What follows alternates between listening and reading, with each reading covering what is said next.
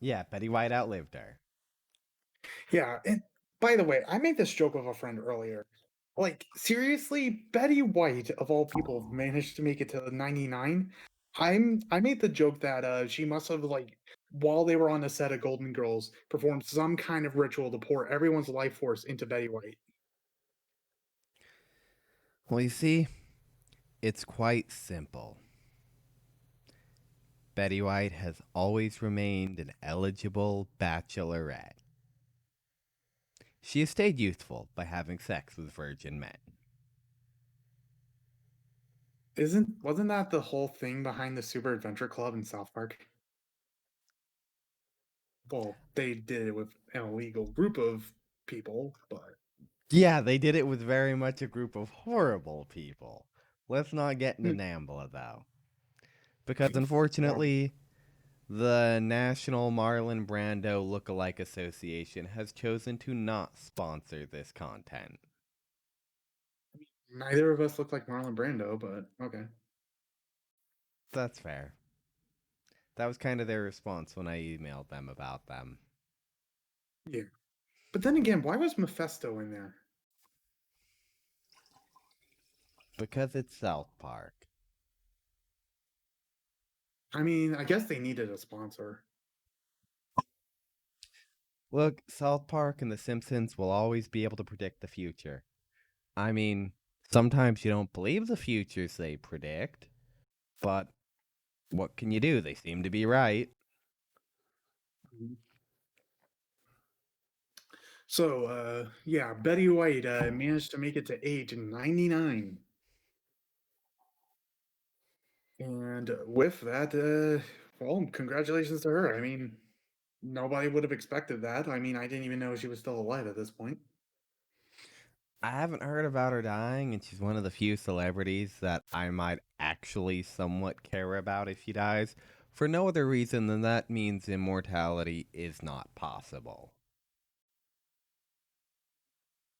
I Of course, mean, I don't know. Nancy Pelosi still kind of shows to be evidence of that with how young she looks at what, 80? Look, to be fair, some people wear age like really well. Like, I kind of hope that's like what I end up doing because I'm already starting to get like gray hairs all over the place. look, I'll be frank. If I look as young as But Nancy your name's Pelosi Carl. does by the time I'm 75, I'll be happy. Like, heck, honestly, if I look as young as she does at 65, I'll be happy. Yeah. So, in other news, this time for some more hilarious news. So, a new trailer for a movie has come out recently, and it stars Nicolas Cage as a janitor for a uh, Chuck E. Cheese style pizzeria. But it turns out the animatronics are murderous monsters. But the thing is, unlike Five Nights at Freddy's, where you play a security card helpless against the animatronics, Nicolas Cage brings the fight to them. Wait, what's the title of this movie? This is called Willy's Wonderland.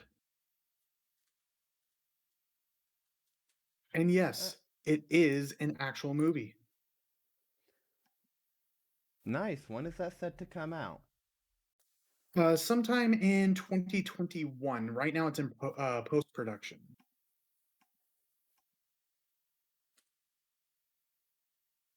Okay, let me go ahead and get everything set up. Boom. Uh, what was that?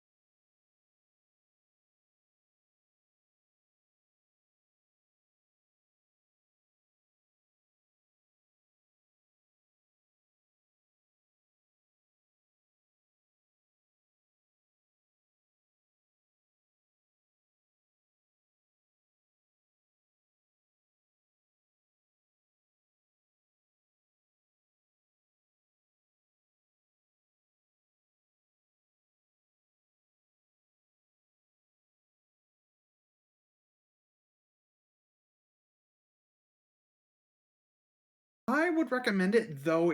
Fair warning, there are quite a few moments of flashing lights, so seizure-prone people should probably stay away. Thankfully, outside of that one time I was donating plasma, I have never had a seizure, and hopefully never will Yeesh. again. Look, if there's any time that's a bad time to have a seizure that isn't when you're operating a motor vehicle, it's when you've got a needle Mhm. stuck into your primary vein for blood for donating blood and stuff in your arm. That's not a fun experience. What happened? Apparently, my blood sugar was low that day. And when you're donating plasma on low blood sugar, it can cause seizures. Those guys are dicks. Okay. Oh yeah, the extra fun part is called a friend for a ride after that. Had been wearing a white t-shirt. Walk out looking like I just, got into a full-on fight, like knife fight or something. Jesus. Good news. But yeah. Getting blood pulled at a hospital after that, after donating plasma, seems super simple. The needles all seem so tiny in comparison. Hmm. But With that in mind, like any that's the other thing, interesting like move? Oh. well, I just wanted to say I've only ever had blood drawn once, and it was actually recently. And Oh. the thing is that the idea of having blood taken from me is actually really terrifying. Like I I don't know. I just don't like the idea of having like my vital fluids being drained from my body. Oh, I completely understand that. It was a difficult thing to get over, and the only reason I'm as casual about it as I am today is I donated regularly on and off when it comes to plasma through my college career for spending cash. And even at the end there, like even today, like I will look away when the needle is entering my arm. Once it's in the arm, I can stare at the blood coming out and going through the tube just fine. It's literally, I still cannot sit there and watch someone stick a needle into me. It sets off my fight response. Like, I have to just look away and remind myself to not strike out in self defense. Just because, once again, someone's stabbing something in you with the intent to make you bleed. Whether or not it's harmless, it's a bit freaky. Hmm. But yeah. By the way, in news where a company or a person just does not get the point. Apparently, Gordon Ramsay has a new online mobile game, and nobody likes it. I saw an ad for the online mobile game, and I was just like, are you kidding me? Honestly, I was half tempted to get the mobile game and to play the mobile game just to see what it's like, so I can sit there and Gordon Ramsay it. Oh, this phone, it's fucking raw. Look, here's the thing. I will play a game made by someone who understands a cooking game made by someone who understands video games but not cooking, but I can't imagine a game designed by someone that knows about cooking but not video games. Cuz at least I mean, that's even like Battle Chef uh, Brigade, nothing to do with cooking, or but Cooking at Mama, least they made it entertaining. or And Cooking which Mama. game? Yeah, I heard about Cooking Mama from Jaden Animation. You got me hooked on that channel, by the way. Oh, you're welcome. I find the funniest part about her channel is that she starts out as this really shy girl who barely has the ability to speak in like more than a soft tone, and now she's just putting out videos where she has like all these hyper expressive like vocal tones. Oh yeah, Who knew? Who knew to get over crippling social anxiety, all you need to do is start a YouTube channel and get really famous. oh yeah. And heck, did you hear about the insurance court case over in the UK? Oh, what happened there? Oh, people had purchased pandemic insurance and had been paying their premiums for years. And the pandemic insurance companies tried to state that COVID 19 was not covered. I have several questions because we both are insurance agents. That's what we do in our day job. Um, I want to know because the COVID, like, or not COVID, pandemic insurance, how do they think they were going to be covered by it? That's what I Basic. want to know. Oh, yeah, no, no. I read some of the contracts back when they initially started denying claims. And after reading some of the contracts, I'm like, yeah, them denying this claim is bullshit. Like, one of the contracts literally stated, like, SARS and related viruses were covered. What most people don't know is that both SARS and COVID 19 are both coronaviruses. And, like, they tried to deny the claims. Of course. And, of course, one of the statements from one of the insurance companies was something along the lines of trying to remember the wording here. Oh, yeah, we couldn't have foreseen such an occurrence. It's like, but you were selling But pandemic insurance. It's like selling flood insurance, insurance and saying that you weren't expecting a flood. that's the entire point of insurance is to cover situations that you don't expect to happen. What? Exactly. It's like that, and honestly, the fact that they would deny like pandemic insurance in situations like this is just outright crazy, in my opinion. Like, that is the whole purpose of pandemic insurance.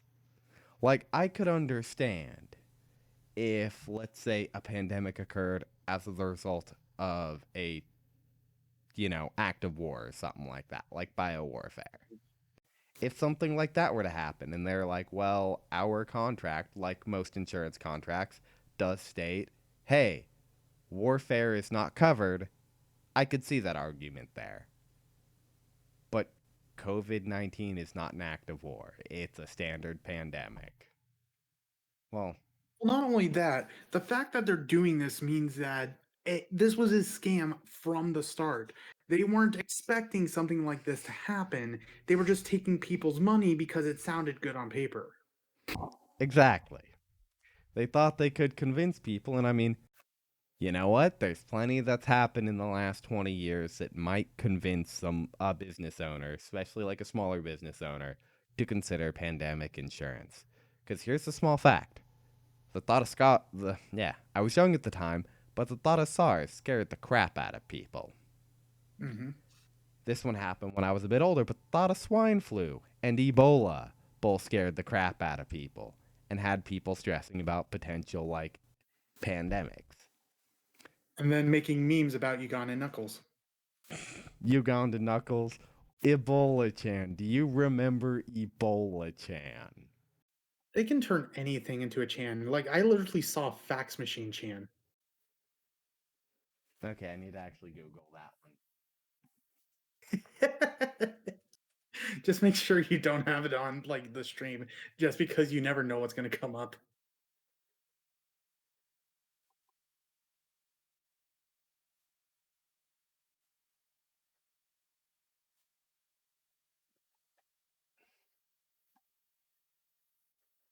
But yeah, as Nothing far super as it exciting. goes,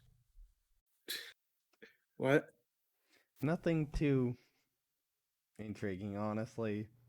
There's I was expecting a bit more memes about it, but there wasn't too many memes.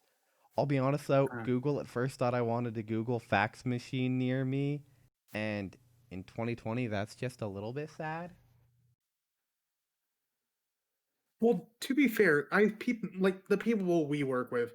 Sometimes they'll even have their own fax machine. I In can fact, see to an extent having your own fax machine just yeah, because if you are still with certain phone companies, the fax machine factor is not an added cost. So if you're going to still have a landline these days and you bought a fax machine back when they were relevant and still own your fax machine, or you get one of those things that can work as like a fax machine and a printer, I can see being like, yeah, you can go ahead and fax it to me.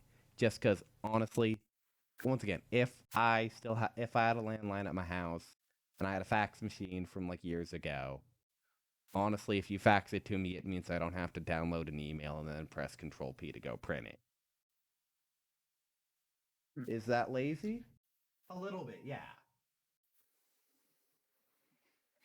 But But yeah, I can see why some, because once again, that's specific of if you're not paying extra for the fax machine.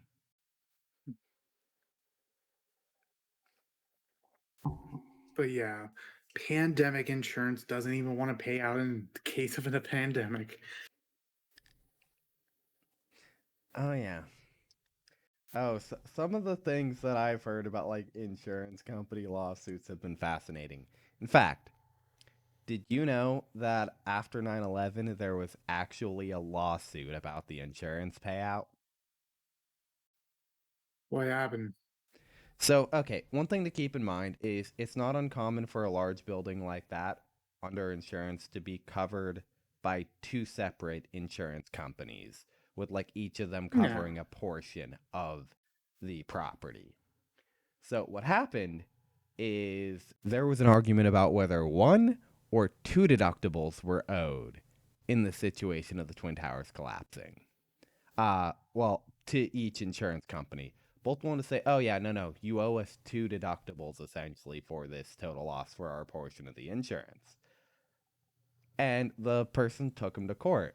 And after like months in court, it got decided that one of the company's contracts, the way it was phrased, 9/11 was treated as a singular occurrence, so, one single deductible. Whereas the other company actually had it phrased where it was treated as two separate occurrences with how their contract was phrased. I'm trying to remember the name of the companies. I know Travelers was one of them, and I don't remember the other company that was insuring the Twin Towers at the time. Jeez. Getting some historical information when you listen to our stream. Oh, yeah.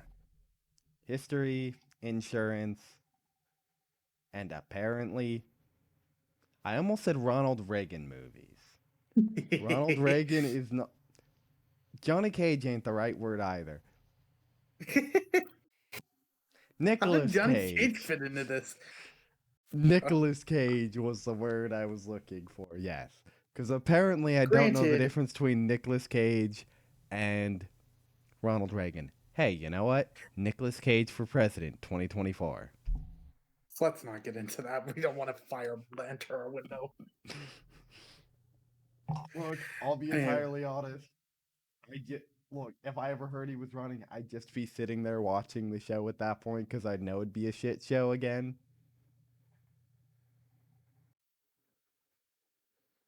all right. Anyways, moving on to another subject because I don't want us to Yeah, get onto yeah. this train. Oh, apparently there's going to be a new Mortal Kombat movie. Ah, So which it's going to timeline is be it an following? R-rated film. I'm not sure. It looks like it's going to be basing off the first game, which, or at least the second game, because I know I see Kung Lao in the actual promotional stuff. But yeah, as far as it goes, it's going to be R-rated. It does look like that there is some blood, judging by some of these pictures. It looks like it's going to be starting off with some of the storyline between Scorpion and Sub-Zero, and it also has Kano, Johnny Cage, or at least it kind of looks like Johnny Cage. I mean, I don't know any other character who has taped fists. Let's go ahead and Oh, and it see. also has Jax, whose bionic arms actually look pretty cool. It's got Sonya, it's got Scorpion, Sub Zero, Raiden, Raiden, Kano, Liu Kang, Major Jax, Shang Tsung, Cole Young, Melina, Kung Lao, Nitara, Kobal, Emily Young, and Nitara. I don't think it's gonna get into the PS2 character. Do you like? Did you find like a character list? What I found was the IMDb page for the upcoming movie.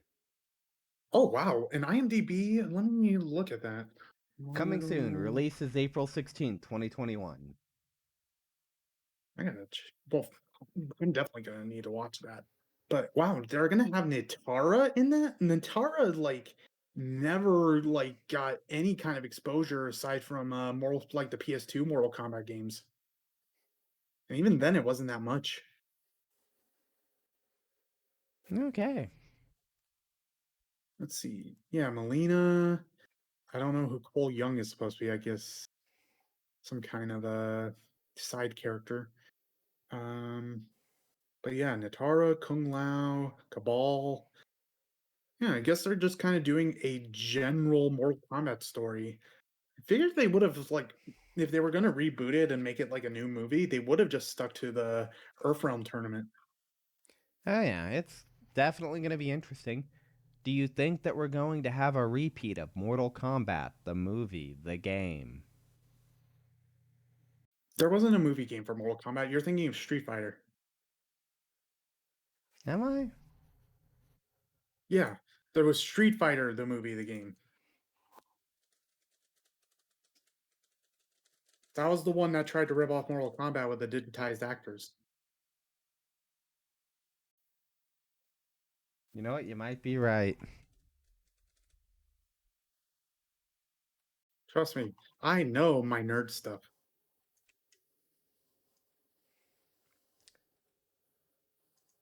I have forgotten a lot of stuff in the last few years as more information keeps cycling through. I mean, to be fair, it's like um, I can really easily just remember like dumb things, but like I don't know. It's just like for me, I can store a lot of like useless information in my head. Let's see. What other let's see. I'm also like scrolling through other things just to see what other topics. But yeah, as far as like a Mortal Kombat movie, I don't think it'll be as like, fringy as the like, crazy as the original like 80s one was or 90s one. And I can look at this as a bright side. At least WCW, the wrestling company, isn't around to make a rip-off Sub-Zero as a professional wrestler. Because yes, they did do that.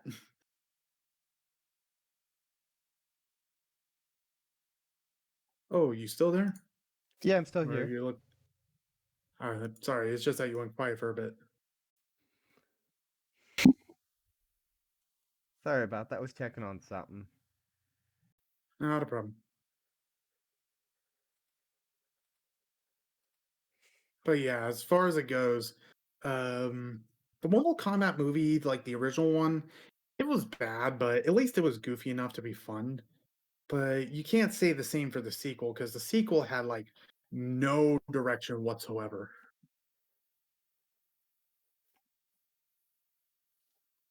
Oh, yeah. So, speaking of sequels, what do you think is the worst sequel you've ever seen? Oh, that is a really good question. Oh boy. Because the problem is that when you're talking about sequels, it's like there's a lot of there's both good and bad. I think movies have better reputations for having sequels than like say, well, video games tend to have that better than movies, but movies aren't too bad with sequels. I will say though, probably my least favorite is Hunchback of Notre Dame. I forgot that had a sequel. I think it's because that sequel was so bad, my memory actually erased itself to prevent me from ever having to relive that sequel. Though I heard that the Oh, Mulan remake was not very good, but I haven't seen it yet myself. yeah, just don't even bother. Like I've literally given up at Disney at this point until they actually put out like a really interesting movie.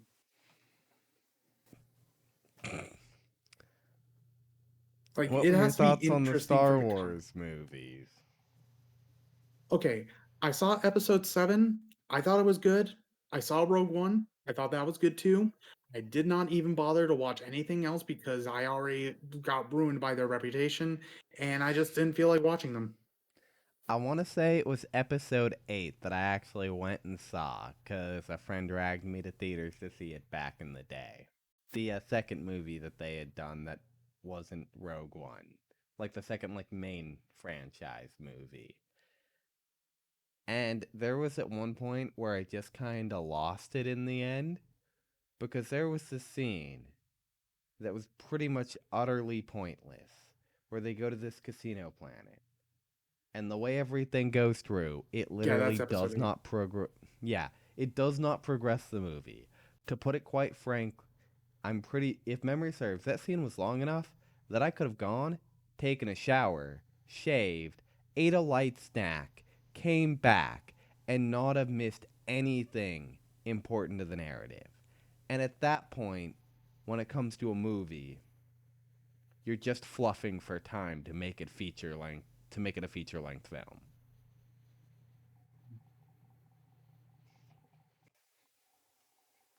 Not to mention, But I will forever be scarred mhm.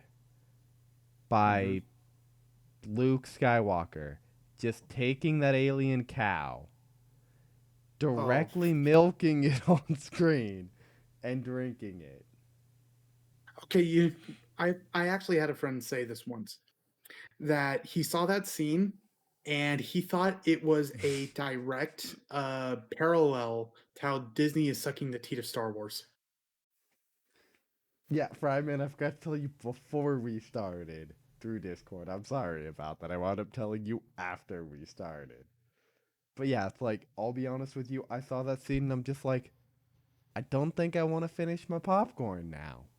Like that I don't know why. It's like it's just the fact that one that didn't exactly look like a cow. It looked like some weird combination of some cow, seal, human, dinosaur, and it was freaky.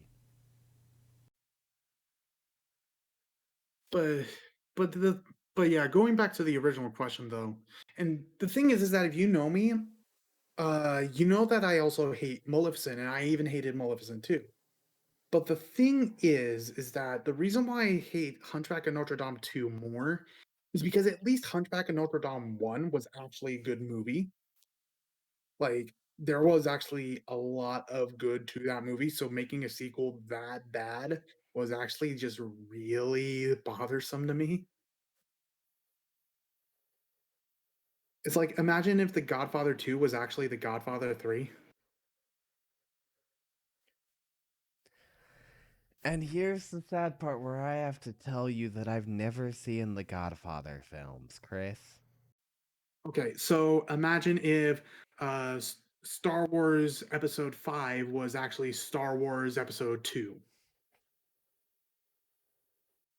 But the prequels, we don't talk about them. They don't exist. or the midichlorians.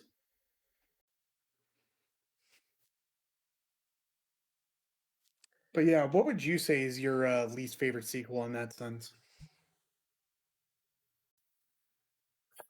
Hmm. That's a hard pick. I've seen a lot of crappy sequels in my day. You know what? A new Wes Craven's A New Nightmare. It's good to sit there, watch it, and laugh at it on occasion, but it might be the legit worst thing on the Nightmare on Elm Street franchise. Isn't that a more so a like a remake or like a continuation? Kind of. The basic idea of Wes Craven's A New Nightmare is the actors in Nightmare on Elm Street, right? Hmm. It's actually starring the actors and everyone playing themselves. And Freddy is coming out from the fictional world to kill the actors. Because, quote unquote, the story of Nightmare on Elm Street is what's keeping him trapped away. because he's actually some kind of demon. It, but I, I, huh? You It know was like, what? The next time we're hanging out, we can totes watch it together and I will show it to you. I have a copy of Wes Craven's A New Nightmare. okay, first of all, why? Second of all, I feel like you just explained some kind of like a Scream plot line to me. Yeah. Like I said, it's probably my least favorite. Well, okay. It's my least favorite sequel that I will acknowledge its existence of. Cuz there are like two in the Child's Play franchise that I pretend doesn't exist and I'm happier for it. I mean, to be fair, that's how some people treat the Leprechaun movies.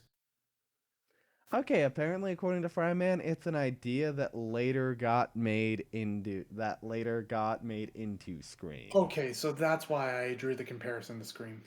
Yeah, I want to say that Wes Craven's A New Nightmare came out in 94. Let me go ahead and double check on that. But yeah, but here's the thing, Yep. and the reason why I brought up Maleficent 2 is because honestly, Maleficent was a really bad movie, and it took me a while to realize it was a bad movie.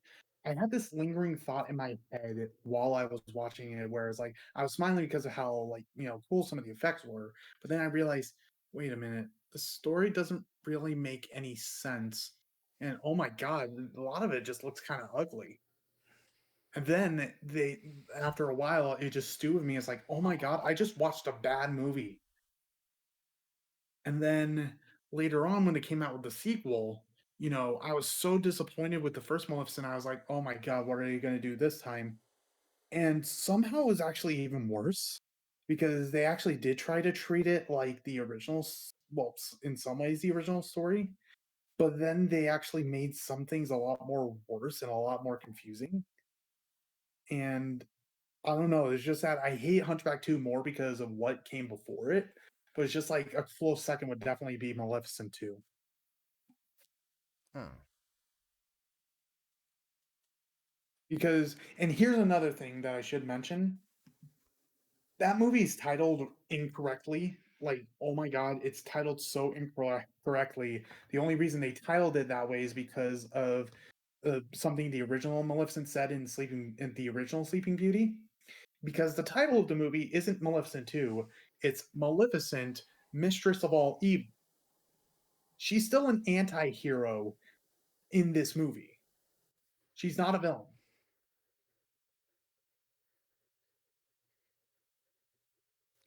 Yeah, that's really just the thick of it. Well, look on the True, bright Fryman. side. As bad as it is, it's still better than Seed of Chucky.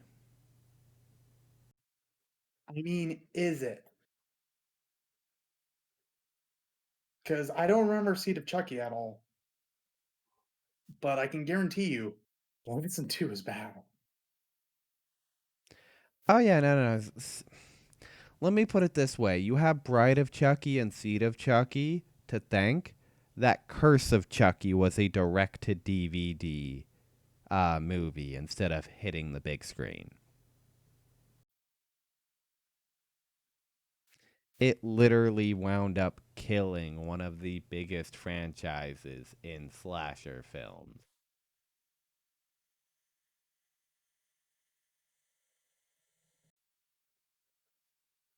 But I'm not gonna lie, I wasn't too big on Maleficent at the end of the day. A lot of the Disney live action remakes are, well, live action remakes, really, since, about half of it's all CG anyway. Yeah, let's not even get started on Lion King. Yeah, no. Lion King annoyed me. It's not a live action film, it's just a film done all in CG.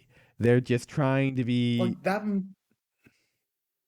Disney did not consider that an animated film until it started winning awards for being an animated film.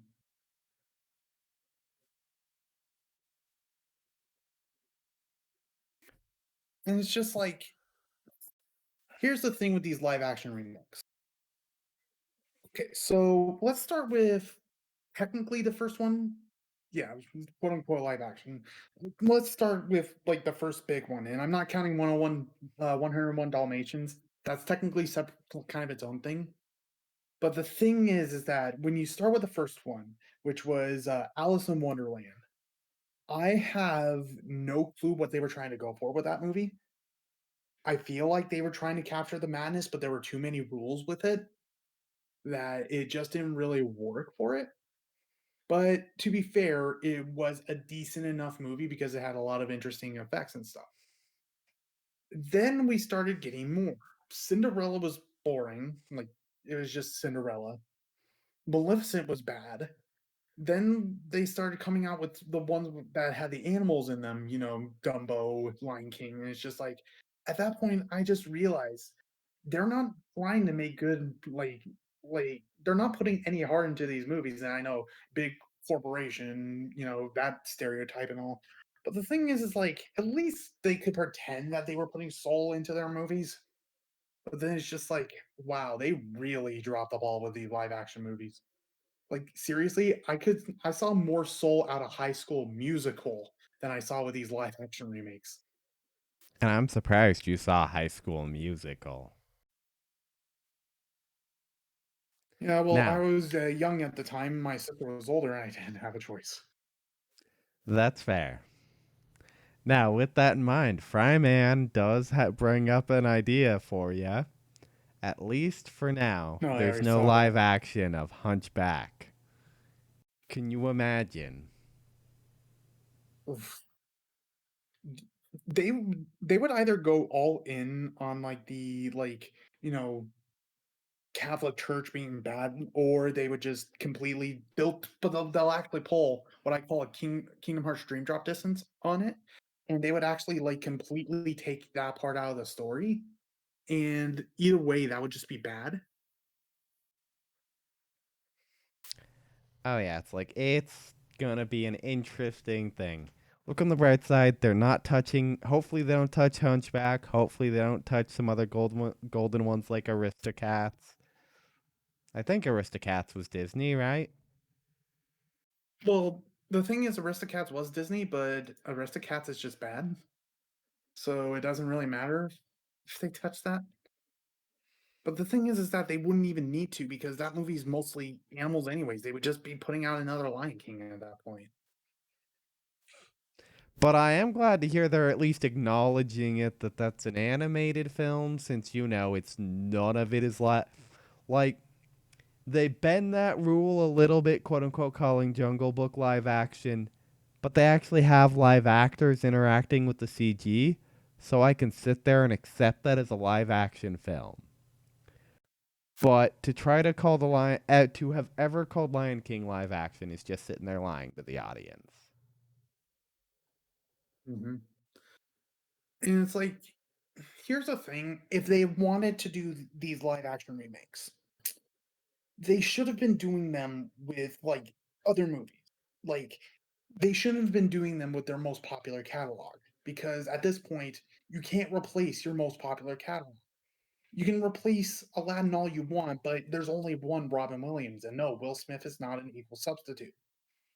Um, but it's like if you did that with, say, The Black Cauldron, which had a lot of potential but poor execution, I feel like that would have been a great idea. I mean, wouldn't you agree? Yeah, I'd agree. And I was not fond of the idea of them remaking Aladdin without Robin Williams. Of course, I'm not sure. Are you aware of the really bad blood that put between Disney and Robin Williams back in the day? No, what happened? So, Robin Oh yeah, Black Williams, Cauldron had no marketing. yeah. So Robin Williams straight up didn't want the fact that he was in Aladdin to be used as To marketing be a material selling for point. Aladdin. Yeah, now I know what you're talking about. Yeah, and literally it caused severe bad blood. they're lucky he even did I think it was the second Aladdin movie that he wound up doing for them. No, Like he was in the third. oh yeah, he skipped the second. He was in the third. I was thinking that Yeah, timeline instead they wise, got the the voice of TV Mr. show came between the first and the second. No, no, it was that the second one happened, then the third one. Do you remember the TV series? Um, I remember the intro, but I don't remember like what actually happened in the show. I remember watching it as a kid. I don't remember if it's actually good or not. I remember the intro actually being kind of creepy.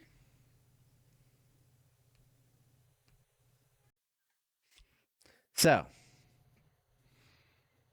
who do you think is the best Disney villain? Oh, Frollo by far. And I'm not even just saying that because Hunchback of Notre Dame is like my favorite movie. In fact, the only reason it's my favorite movie is because of Frollo. Ah, why is he your favorite?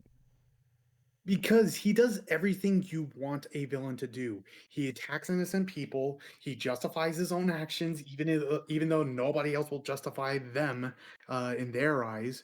Um, he doesn't go all.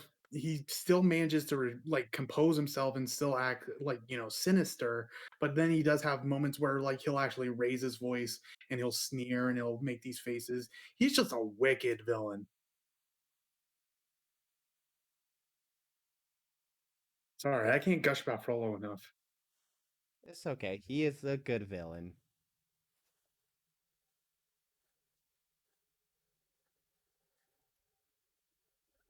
So, as far as say like a second place, honestly, that gets a little bit harder because there's still such a good catalog of villains. I would, oh, nice cat. Um, I would probably say my second favorite villain would probably be. I'm. I don't know why, but my mind keeps going back to Captain Hook. Captain Hook is a good villain.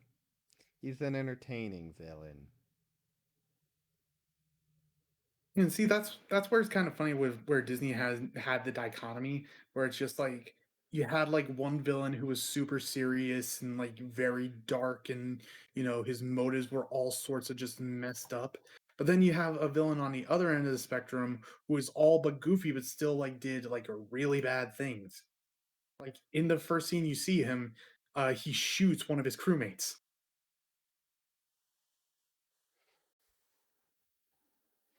Oh Like, yeah, Captain Hook is not a good man. and what about Now, you? When it comes to the Disney catalog, who's your favorite villain? favorite villain. That's a good question. Xenomorphs. I meant in Disney. Well, Disney owns Fox now. That doesn't count. Xenomorphs are not just the best Disney villain, they're the best goddamn Disney princess because they come out of a queen. You do realize that men can come out of a queen too, hence all the princes in Disney movies. That's fair. Xenomorphs are simultaneously the best Disney princess and the best. That actually reminds me. What I need to do is hunt down an old copy of Alien vs Predator 2 that I used to play back in the days on Windows 98 to stream. I liked that one in particular because when you play as a xenomorph, it would actually outright have you start at the face hugger phase. You'd have to actually find a victim to face hug in a private enough room, and then you move on to the chest burster phase and continually get to a larger category of xenomorph from there. But yeah, as far as it goes with like say Disney characters though, yeah, the villains always like is the best part for me. Well, at least usually, because if a Disney movie has a bad villain, like let's say Hans in Frozen, then that just makes the movie a whole lot worse. Oh yeah, no, no. Like you need a good main character, yes. You also need a good villain. If you don't have a good villain, there's no one for the audience to love hating. Um, there's two ends of the spectrum on that one though, because Bambi technically didn't have a villain. I mean, you had like hunters and stuff, but they weren't really the villain. They were just doing what they did normally. Well, you see, in that case, the you do got to remember the different factors of storytelling. The antagonist or quote unquote Yeah, villain doesn't necessarily antagonists, have to be an individual. It can be society as a whole or the environment. or even just life. Oh yeah. Not to mention, man versus self. Very adequate style of storytelling.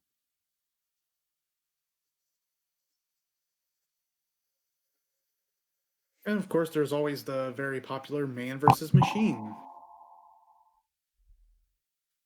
Oh yeah. otherwise known as the Disney sweatshop. Now. Look, Disney films are not made at Foxconn. iPhones are. Womp, womp, womp, womp, womp.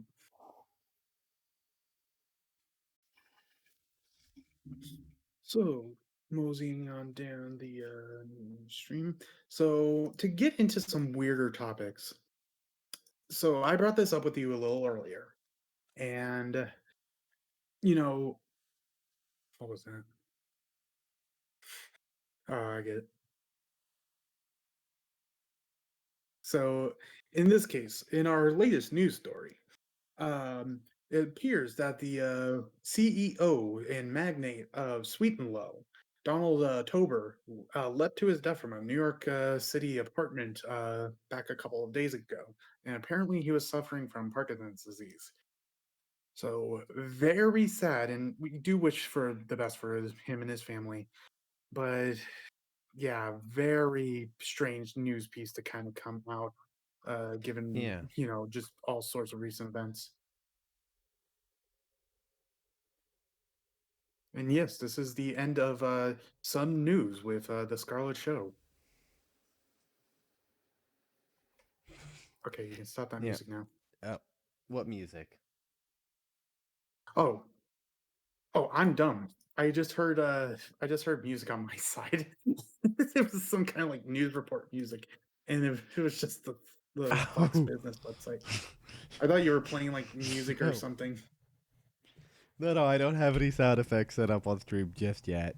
Yeah, it is definitely sad to hear that he passed away. Definitely a Yeah, bit of souring news there.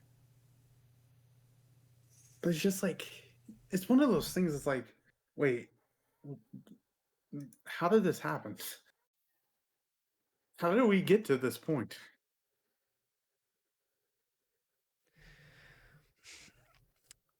And why are all the advertisements at the bottom of like news websites such trash these days? Because they basically have like just anyone available by their like ad space. Like literally one of the four ads sponsored stories you may like, which apparently are ads by Verizon Media, include this 13-second trick catches any liar. Addicting, in parentheses. Such fascinating newsmanship, am I right? No kidding. Or how about this one? Spray WD 40 up your faucets. Here's why.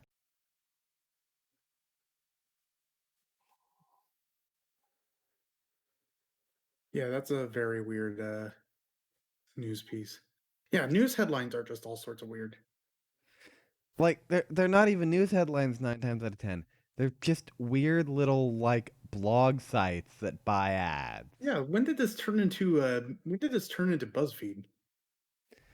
Literally, ads like that pop up all the time at the bottom of news sites. Is anyone looking forward to Resident Evil Village? Says the Fry Man. Haven't actually heard much about Resident Evil Village. Have you heard about it very much, Chris? I haven't been keeping up with it. I know it's the eighth and like numbered Resident Evil game. Um, the thing is that I I don't know. It's like it's hard for me to really get into Resident Evil aside from four, just because like you go back to some of the older ones, the tank controls are like really obnoxious. But then it's like with like say Resident Evil 5 and especially 6, it's like they put too much emphasis on the action. And then it's like with 7, I'm just not a fan of like first person games a lot of the time. I mean, if people like them, then people like them. And I don't have no problem with like anyone playing a game as long as it's legal. Um but I don't know. It's just like it's hard for me to talk about like subjects like that when the most I can care for a series like that is actually just the lore. You know, when you first mentioned I've got no problems with people playing games as long as they're legal, my first thought was, what games are illegal in the US? And then my second thought was, oh, I forgot that things like that existed. Yeah, everyone knows the guy game, a game that was supposed to be total boob tube until someone came out and said that one of the girls they had on stage was only 17 years old. Oh, wow. That actually Speaking of which, happened. oh yeah, did you hear about the Pornhub clearing out a large section of its user uploaded content? All I can say is rip. Did you hear about what the primary reason was? To cut down on illegal content being uploaded. Yes, but it took Visa and MasterCard no longer processing payments for them to actually Oh, do that. of course it is. Like, reading those news stories, I was just like, you know, at that point, I totally understand why Visa and MasterCard are doing it, because apparently they've been, like, they know that they've been laxing on that, and that's just wrong. But at the same time, it's just like At the same time, Bitcoin just became more useful. well, it's like not only that, it's just like who are they to really say like what a person like can and can't spend stuff on? Because normally stopping stuff like that actually belongs is like more of a responsibility of the bank. And even then, the bank can't stop someone's like fun habits. Oh, yeah. Like, the issue wasn't so much that, oh, it's, a website with adult content. It was a website with adult content that also had enough of it starring non adults for a long enough time that they literally were like, look, you haven't taken this seriously. We're stopping this contract. Any Like, thoughts on the new Pokemon Snap trailer? I Oh, haven't Pokemon seen Snap. it. Let me go ahead and, should I put the Snap trailer up on the screen? Yeah, I would do so. Um, yeah, Wait, Pokemon wait. Snap. I haven't seen the trailer itself, but I heard about like it coming out, and honestly, that's a really like smart idea. Wait. If I put it up on stream, is Nintendo gonna Nintendo me? You might actually want to avoid posting the actual trailer. Maybe just like like a small screen cap or something. Yeah, real quick, what I'm gonna do is give me a heads up, Fryman, if the audio starts playing. I'm gonna try to watch the trailer real quick on my laptop. Oh, they don't care anymore? Nintendo Okay. doesn't care anymore. Since when?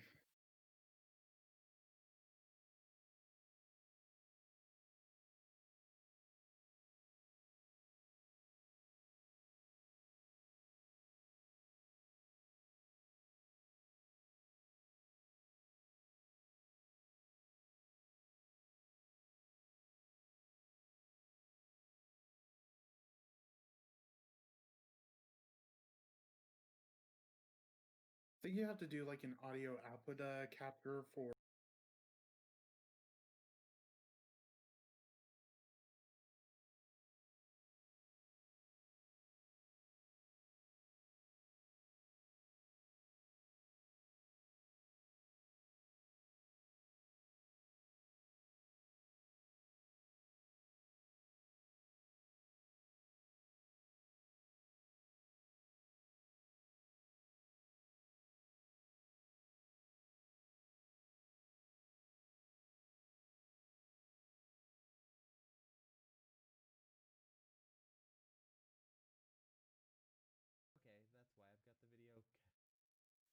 Got the video capture device completely. Nope, that's the wrong video capture device. That's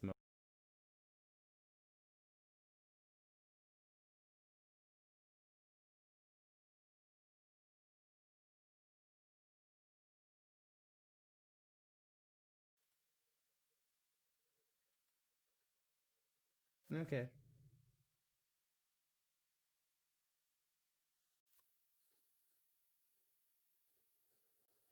I believe the stream can actually hear you. Let me go ahead and see.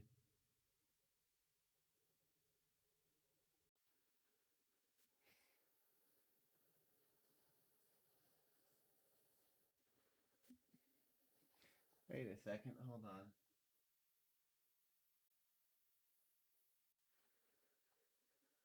Oh.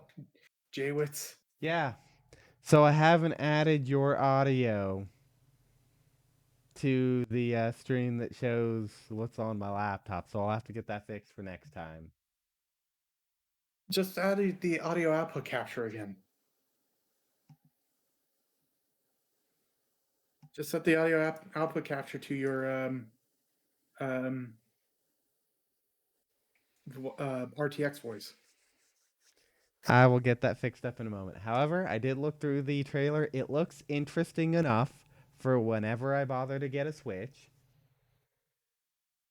Yeah, definitely, Fryman. Episode 1, Growing Pains. We will eventually, as time goes on, develop a streamlined format. And soon enough, Streamlabs will all run perfectly smoothly. Up until I eventually swap over full time to Linux, and then I have the fun that Streamlabs OBS doesn't have a Linux port yet. Eventually, yes, I'm gonna get these ported over to my YouTube channel once I'm done. After I've got time to remux the recording, because I record directly in FLV, so that way if something happens and the stream crashes, I don't lose any footage.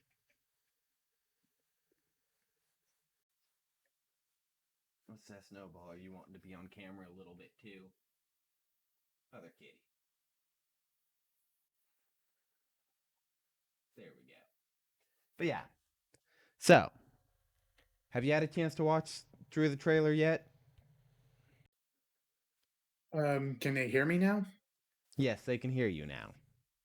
Oh, you can see like my wavelength. Hey, Fryman, can you hear me? I'm not sure. Is this going to be uploaded to YouTube? Yes, this is going to get uploaded to YouTube. Sweet. I I can't have. wait. I've already got some of my stuff, some of my stream recaps uploaded to YouTube. Haven't been uploading the Mortal Kombat ones up to YouTube yet. Unfortunately. But yeah, as far as like say Pokemon Snap goes, I thought that was one of the more fun side games that I was surprised they only did one spin-off of, or like the one game of. Oh, yeah. And hey, I'll be entirely honest. I wait for the great day when eventually Nintendo starts to release its game for the PC Master Race. That's not gonna happen. Not as long as they're still making money on console sales. Oh yeah, no. See, the time frame it'll eventually happen is if Nintendo ever winds up going the way of Sega, where instead of focusing Sega. on hardware, they focus purely on their own software. Well, yeah, imagine that current Switch emulator is pretty bad right now. In fact, I think the Switch is the only like console that they pretty much have to make an emulator for because they can't really get any of the games to like run on like PC at this point. Because like any game that's on like a lot of games that are on console won't be, or a lot of games that are on consoles like say PS5 might also appear on PC. Oh yeah. Though apparently the PS3 emulator needs a lot of work.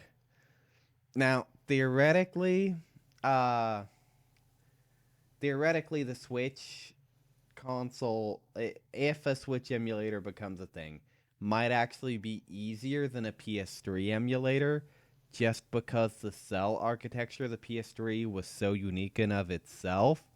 And some developers actually stated if it wasn't so damn hard to program for, it may have actually been close to, if not a little bit more powerful than what might have gotten placed into the PS4. Plus, imagine playing games like over your computer that were meant for the Switch without any Joy-Con drift. Believe it or not, that's the one of the biggest reasons I won't buy a Switch Lite is the risk of Joy-Con drift. Like, I'm just glad that the current Joy-Cons that I have right now aren't drifting because the ones that my console was actually packaged with drifted after like 4 months. Oh yeah. It's like heck, that controller that you saw while you were at my house where we had Joy-Con drift. In all fairness, that one only had like the quote unquote, stick drift. And that's Hmm. because I've had that thing since like 2013. Like, I'm not surprised its stick is drifting at this point. This thing is, 7 years old.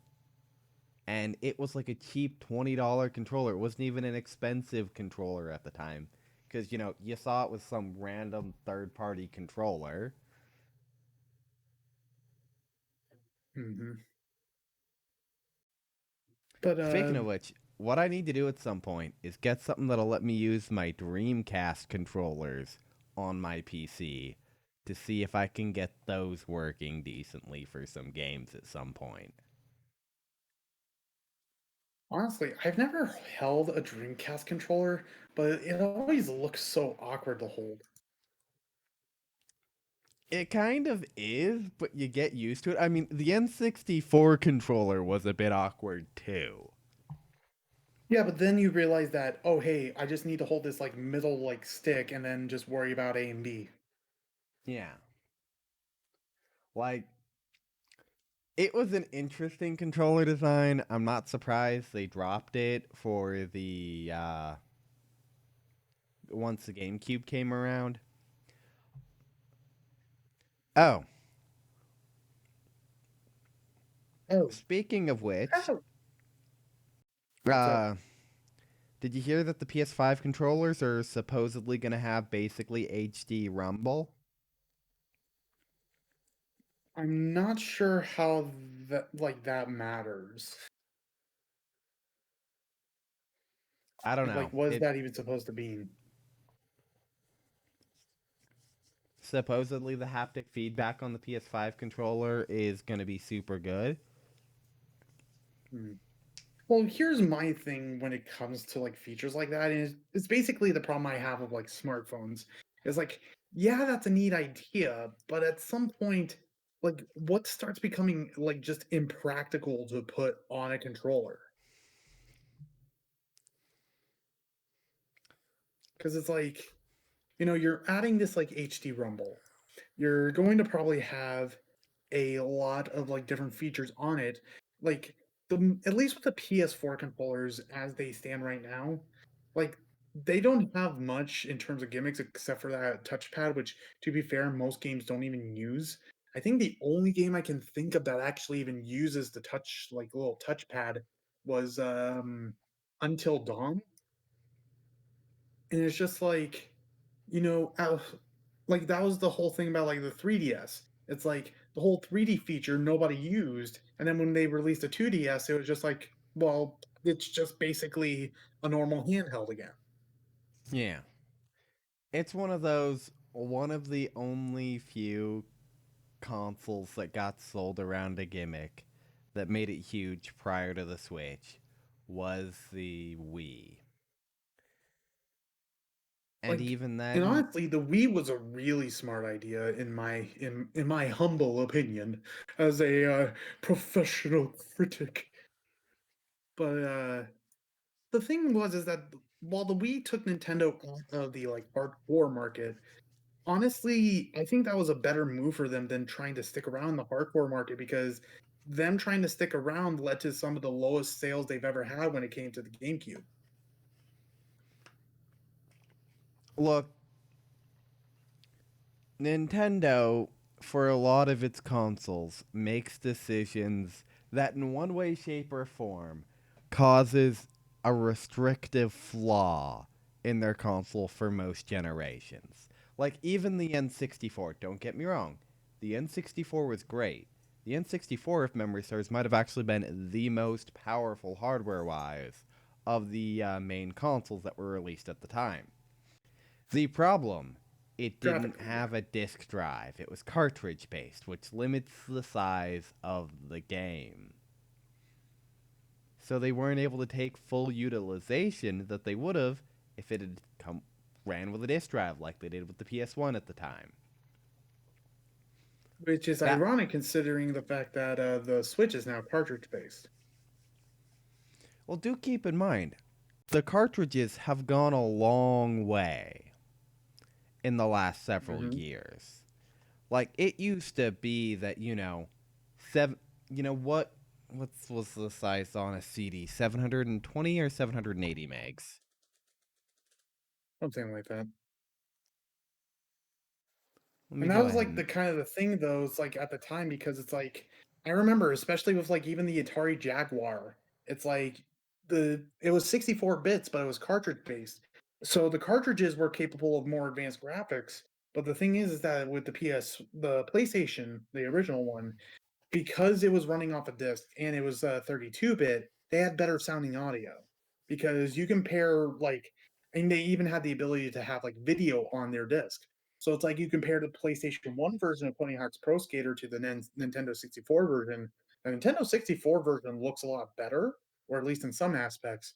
But then it's like you miss out on the actual video that they had like to open the game, and you lose out on the sound quality of the game as well.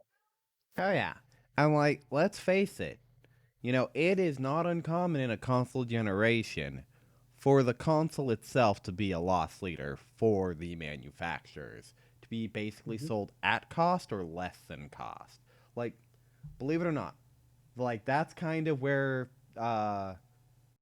they messed up on the N64 generation. Is not like had they had a CD drive, they could have gone so much further with Well, the to N64. to be fair, they did release one later, but nobody bought it Yeah, it completely flopped because it was an edition, because and nobody buys console expansions. very, very few console expansions really sold well when it comes down to it, except for maybe like the networking hardware for the PS2 back in the day and things like that. Now, speaking of the The only, PS2, oh, mm, yeah, I was what were gonna you say gonna the say? only ones I could even think, the only ones I could even think of, like the expansions, like or like some kind of attachment to a console that actually did really well, were maybe the Kinect to some aspect, and maybe if you want to count it because it actually affected the controller more than like the actual console, but the Wii Motion Plus. Oh yeah, like it's kind of funny because the disk drive was also kind of the big issue with the GameCube at the time. Because the GameCube was a Hmm. very capable console, but they chose to have Yeah, it do mini discs instead of standards like DVDs. Had they because one of the biggest selling points for the PS2 at the time was was that I could simply play your put, CDs. not only could the PS2 play your CDs, it could play your DVDs. And the cost for the Yeah. PS2 when it originally came out was about what you would expect for a DVD player. So it was quite literally, hey, we can get little Jimmy this game console and we can use it for DVD. We can start buying DVDs or renting DVDs for family movie night instead of VHS. Like Hmm. literally like that was a huge selling point for the PS2. In fact, I want to say like the PS2 was actually one of the better selling consoles of all time, if memory serves. Honestly, I think the PS2 might actually just be one of the greatest gaming consoles. Like, not even like no jokes. Like the quality of games that appeared on there, the graphics for the time was actually good, and it's a lot of the games are still good as of today. You had you had the casual games, you had hardcore games. They dipped their toes into the online scene where I heard the online was actually pretty good for the PS2. And then on top of that, you had the ability to, watch movies off of the PS2. That machine could pretty much do anything before the PS3 had like an actual web browser. Okay. Oh, yeah. Speaking of which, actually just double checked. At least according to Wikipedia, the PlayStation 2 is the best selling console of all time. The only one Yeah, I that don't gets doubt that. close, with like about a million units difference in the amount sold, is not the Nintendo DS, but the Nintendo DS family, which includes like the Right? DSi and the DSi XL. You literally have Okay, to include. gotcha. It doesn't include the 3DS. The 3DS are a separate family, which have Yeah, only collectively sold about 75 million, as opposed to PS2's over 155 million. which to bring up another point, honestly, I think the 3DS was probably Nintendo's like best handheld for pretty Uh, much a lot of the same reasons that the PS2 was the one of the best consoles of all time. I can see you on that. I think the Switch. I would vote the Switch slightly higher than the 3DS on best handhelds, but that's because I would actually open my wallet and buy a Switch. Like, to put it into perspective, and kind of agreeing with you on the whole PS2 is the greatest console of all time. The PS2 was the last console I had any interest in spending my own money on. I actually worked as a kid, saved up my own money so I could buy my own PS2 back in the day. The So Switch the has reason been the why, only console since I've considered purchasing. and I do get Go. that, the only reason why I'm not on that camp with you is just because the Switch is only a handheld, kind of mainly in concept. Because yeah, you can play the games on the go, but the thing is that I don't think it's like this with the games and like, online and, just general stuff like that. I don't think it's better. Like honestly, the Switch might have say like better YouTube capabilities or better like searching. But the thing is that it's still cartridge based, so it's on the same ground as the 3DS. And even then, I think the fact that the 3DSs were actually less prone to like hardware malfunctions, just the fact that Joy-Con drift is so prevalent, I can't consider the Switch better than the 3DS. You know what? That's fair. I wasn't really considering the whole thing of Joy-Con drift. Now, one of the things I will admit on as well is the Nintendo Switch was built on slightly outdated hardware. But at the same time, True. it was designed to be both the new portable system and their in-home system.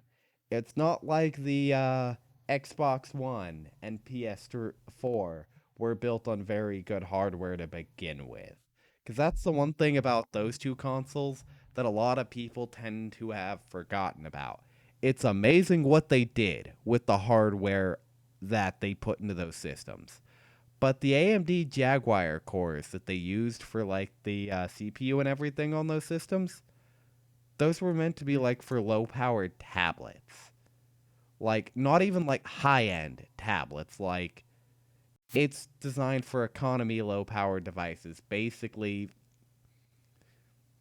are you familiar with like what Intel Pentium chips have become these days for being like the low cost, low power efficient chips that are used in some low end laptops?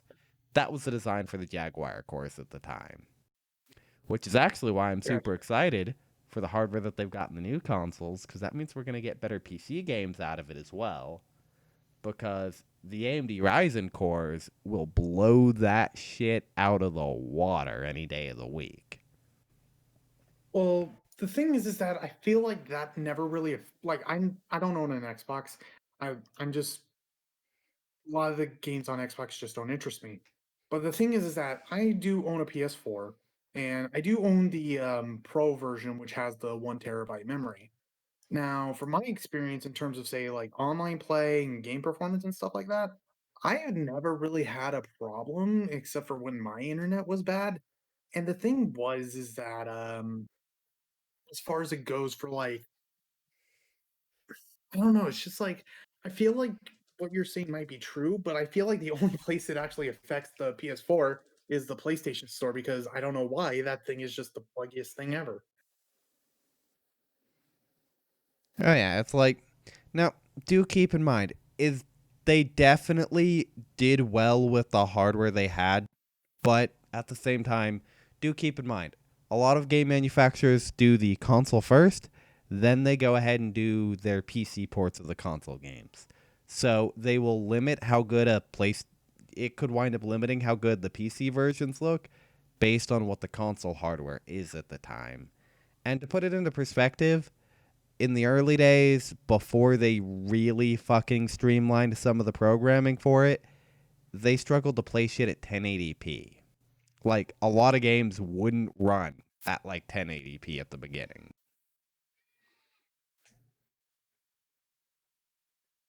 Well, here's my thing about it as well.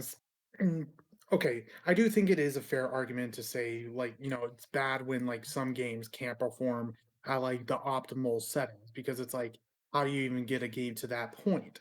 But the thing is, it's like I've never been like a graphics hog. Like, like the games that I end up keep coming back to are games like Terraria, Sly Cooper, Kingdom Hearts games, and it's just like maybe it's just me, maybe I'm just the outlier. I know for a fact I'm an outlier.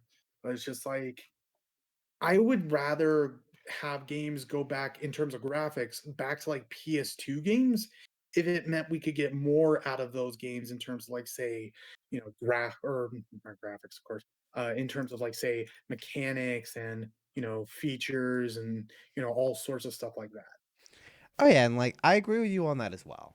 And like I said, one of my big issues is, that hardware it did limit what they could do with their games at the time. Yeah, And it's one of those things where the current gen really came off as half baked. Cuz here's the thing, had they yeah. released it a few years back, the hardware not being designed for 1080p gaming I could have accepted. But do keep in mind the years that they got released, in that same year you could stream 1080p footage on YouTube. Like it's just one of those things where like it blew my mind. Like once again, it's not like they chose what AMD was trying to put up at the time against like the i5s of the world. Like had Mhm. they put in something that maybe could have kind of been an i5 equivalent at the time, that would have been fine because you didn't need much more than an i5 for gaming, regardless of what people tell you. Like at the end of the day, if you're gonna be building a gaming PC, a Ryzen 5 or an i5, that'll do you good at the end of the day. You might want to go Ryzen 7 if you want to do other things like stream and shit, but that's when you're beginning to do other things while simultaneously gaming. Yeah. It's And like and like I like said, they're doing better this time, but like last gen was just crazy with what they chose to go with. it's like that's the problem that I actually did have with like the whatever gen like the PS4 is on. I haven't been keeping track of gens, but it's like the whole thing with like the let's just call it like post HD gen because technically the HD gen started with PS3. Um the thing is that I feel like there was way too many ninth gen. Um the thing is that there were just way too much emphasis on like, hey, look at how good these graphics are. But it's just like, yeah, the graphics are nice and all, but this game you're like basically playing a walking simulator. Like, give like now the sole exception I have for this is GTA 5 because it came out on the PS3. I still think today it looks like really good, and that's meant to be a big budget game. But that's more so just because Rockstar, like, they're really on top of it when it comes to graphics. Like, they can make things look realistic yet stylish at the same time. Oh yeah. Like, you wouldn't Also, confuse, like, say, a Red Dead Redemption like main character for like a character in another cowboy game,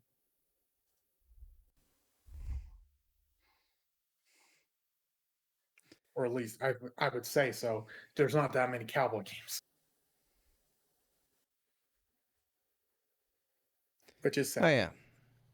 It's like, and it's one of those things. And like that's also the one other issue I kind of had with the Switch when it started to come out. I want to say the X3 was a bit of an old model. Let me go ahead and double check on that real quick before I put my foot in my mouth.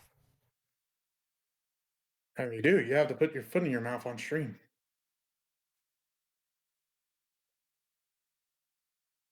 Okay, I'm sorry. No, it's the X1 that went into the Switch. Let me go ahead and see.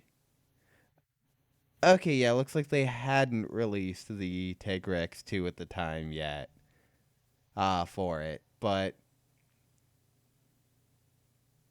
yeah, no, that makes sense for about the time that it went out. But yeah, like, at least it was a slightly underpowered chip at the time, but, they were building a portable something. And Mhm. honestly, what developers have done with the Tegra X chip in that Switch has been absolutely amazing. Yeah, because honestly, I'm surprised like Smash Bros. Still looks really good just in tablet mode. Oh yeah, and like at the end of the day, I've heard some people be like, "Oh, the tablet mode screen is only 720p," and I'm like, "720p is not that So, bad on that big of a screen." and also that's like not even a point because you're playing it so close to your face, anyways. Oh yeah, it's like I could see the argument of going 1080p because you're gonna have the screen probably close to your face at that size. But like honestly, at that size, you don't need to go much higher than 1080p for that. If you uh ask me. Now, one of the Mhm. things that I really don't get are the, speaking of screen resolutions, are the people that are like wanting 4K screens on their phone. And I'm just like, that's just a waste of Yeah, money that's and just a batteries. waste. Like, I'll be entirely honest.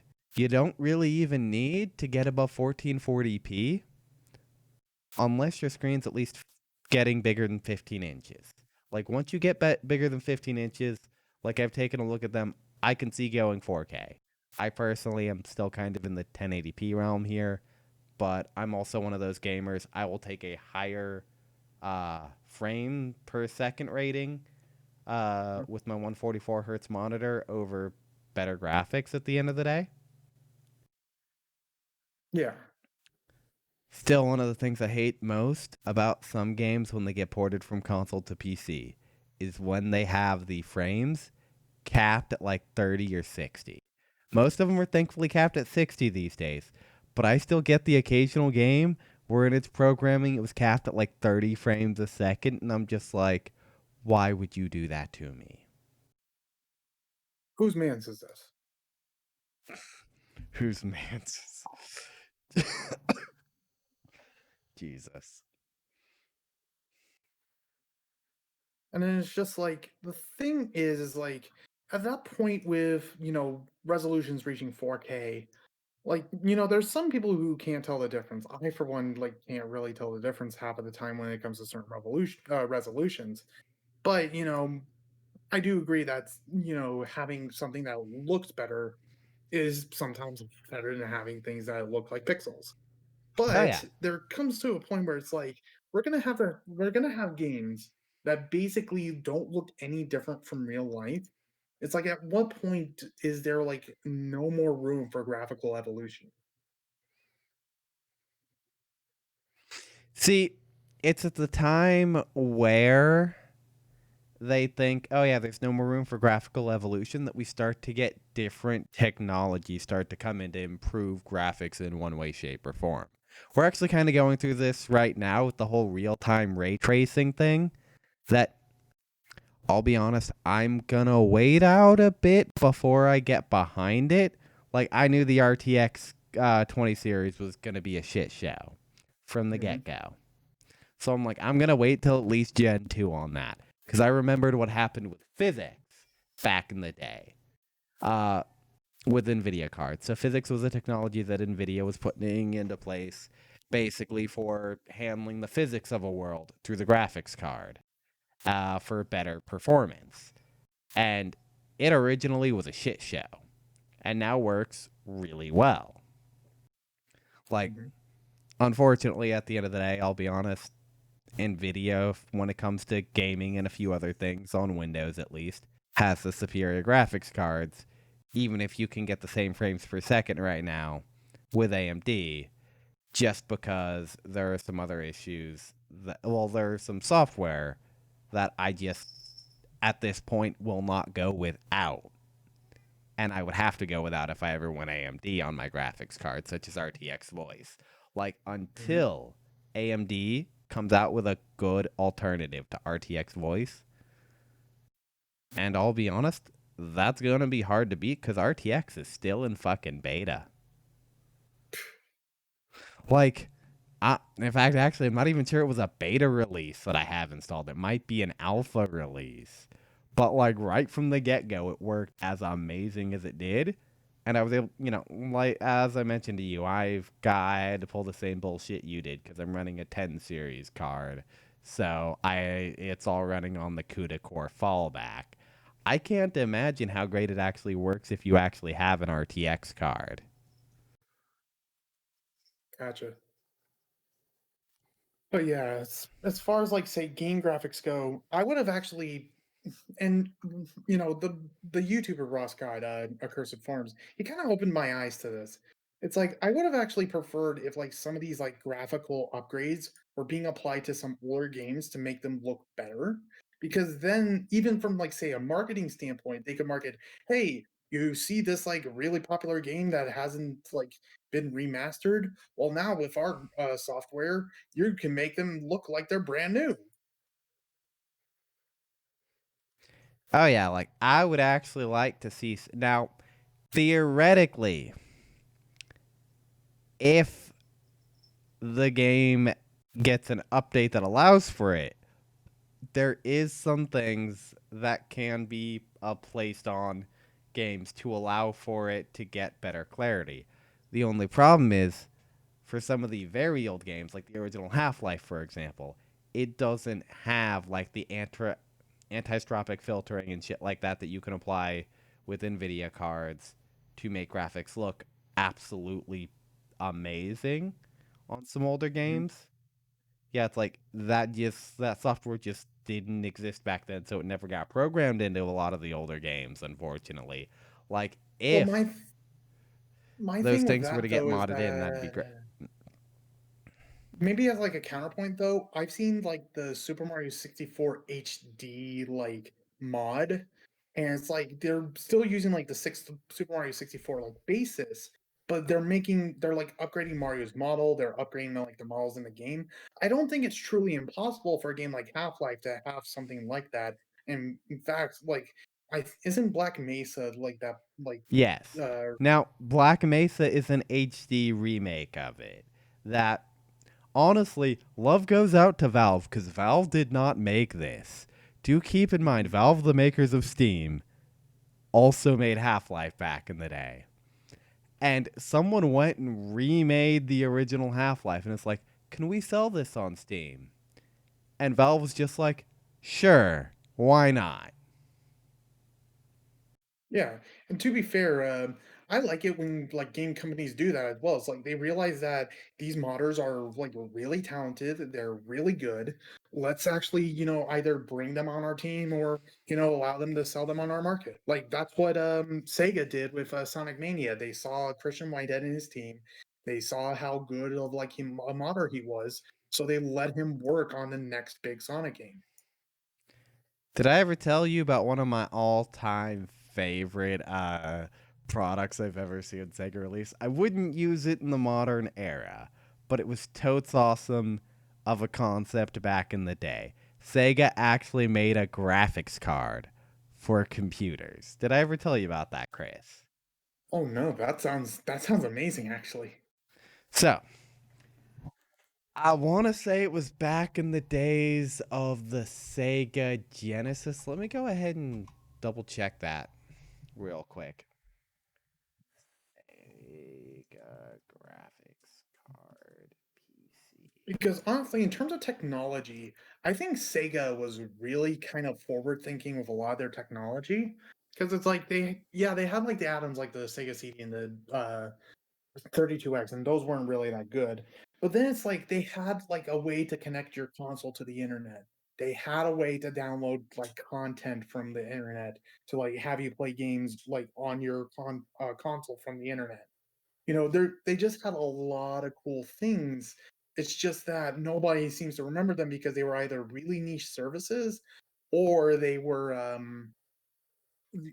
they just weren't like bought because they were too expensive.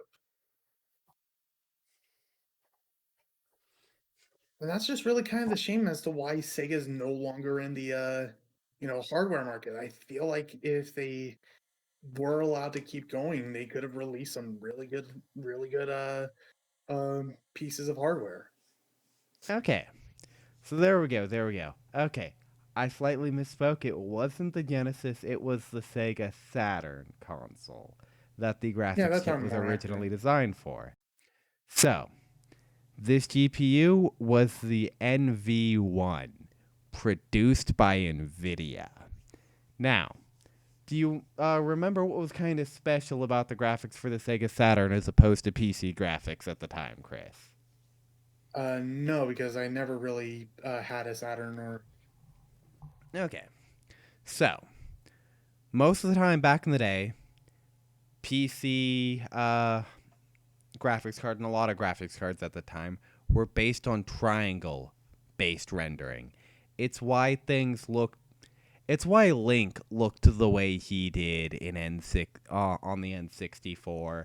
It's why Tomb yeah, Raider looked the way she did at the end of the day and stuff back pyramid then. boobs. Yeah, pyramid boobs. Now, so they use squares instead, basically, for this graphics card. Along with doing it for the Sega Saturn, they decided to also go ahead and ship it under a card known as the Diamond Edge 3D that not only included the graphics card, but a breakout card that supported Sega Saturn controllers, including one packed in, and a few games on CD. Now, one of the interesting things to remember at this time as well, Sega was also releasing most of their first party games and shit on PC as well. So they weren't just limiting themselves to their consoles, they would release on PC. So the Wow, idea behind this, Microsoft should have taken notes. like, mind you, yeah, this is back in the days of the Sega Saturn. Like seriously, like that was one of the biggest things that I really had to like slap myself in the forehead for when I heard about like the history of Microsoft is that they basically squandered the PC market to release the Xbox and release games for like the Xbox and the 360. And it's just like you could have been dominating on both ends, but you decided to focus mainly on the console, which was still getting beat out by like the PlayStation at the time. Microsoft does a lot of dumb things.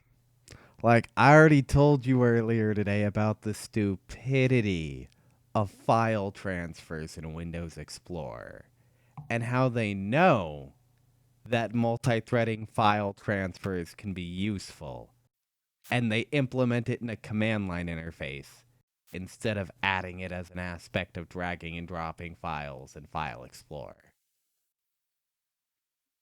Like, it's one of those things where I find it kind of silly that I can literally take my laptop, significantly less powerful than my desktop computer. If I'm using just a drag and drop method of transferring files, my laptop will do so faster just because Linux right off the bat supports multi-threading file transfers, so my laptop can transfer 4 files at once instead of one. Whereas if they did that for my desktop computer, it would automatically start transferring up to 16 files at a time if they were to just have it do it without fucking command line. Like, literally, multi-threaded file transfers are easier on Linux than on Windows, and everyone's always saying that Linux is the more complicated system to run. But Well, yeah, it's like, I find that argument to be the same one about like the alphabetical keyboard or like that alternate style like keyboard where it's like, yeah, it's more complicated at first because you're not used to the system because you're used to Windows being stupid as it is. oh yeah, no, and plus, I'll be honest, Linux wasn't ready for the average day user back when I was young. Like, there was a time where just outright Windows would have been easier to use. But these days, it's just not that case anymore. Like, outright, most versions of Linux these days come with basically an app store you can use for installing applications. Jeez. Oh yeah, and like, don't get me wrong, some of the Linux distros, like Arch Linux, gets a little bit complicated. And honestly, only people who are too full of themselves use standard Arch, in my opinion. I don't know. I'm just look. I don't use a computer to deal with the bullshit that you have to deal with Arch. Because do keep in mind, you have to manually do so much in Arch just to get it running. Whereas, I use on my laptop, for example, a distro based on Arch Linux called Manjaro, where it was a few clicks for me to go ahead and get Manjaro installed. Whereas with Arch Linux, I would literally have to deal with installing every little thing down to like allowing Ethernet to function via the command line first. Yeah, and I remember Ross Scott also bringing it up when it came to like talking about like, you know, GUIs. And it's just like, yeah, Linux is cool and all, and there's a lot of stuff that's almost perfect, but then it's like a lot of it just ends up coming down to the command line. So the command line isn't as important in Linux as it used to be. Like, very little of the stuff that I do on my laptop require the command line for me to do. And one of those few things that I was doing earlier today, actually, on my laptop that required me to use the command line was I was using SSH to get into a server I'm setting up on a Raspberry Pi. Like, that is a non standard use case. That is not something your average Joe is going to wind up using a computer for. Like, most people will go through their whole life without ever having to SSH into something unless they're like working in a tech field.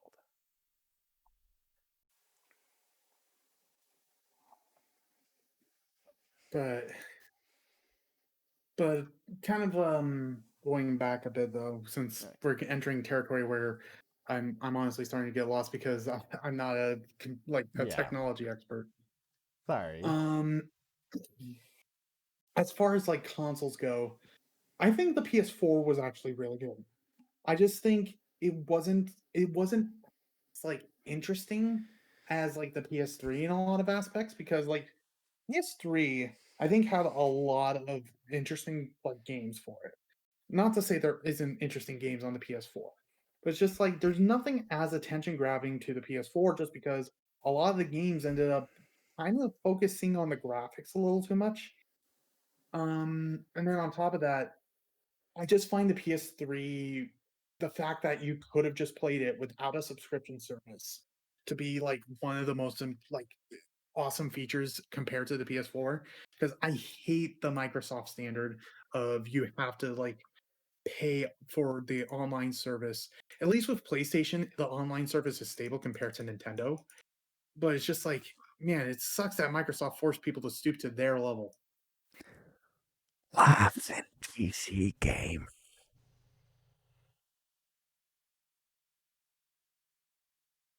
Now that I think of it, I totally forgot that is one of the things that got me jaded with the console side of things as well. Yeah, that you have to pay for every single console that you plan to play online.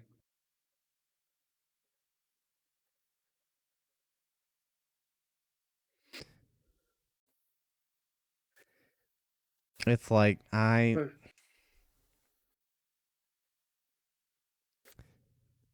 it's one of the things, it's why I lost interest to an extent. Like PS3, I don't know why. I tend to be one of those skip a generation type persons for a lot of things. Like, only reason I own the phone that I have instead of the previous gen is literally my old phone broke on me and I needed a new one. So I bought a new one off Amazon.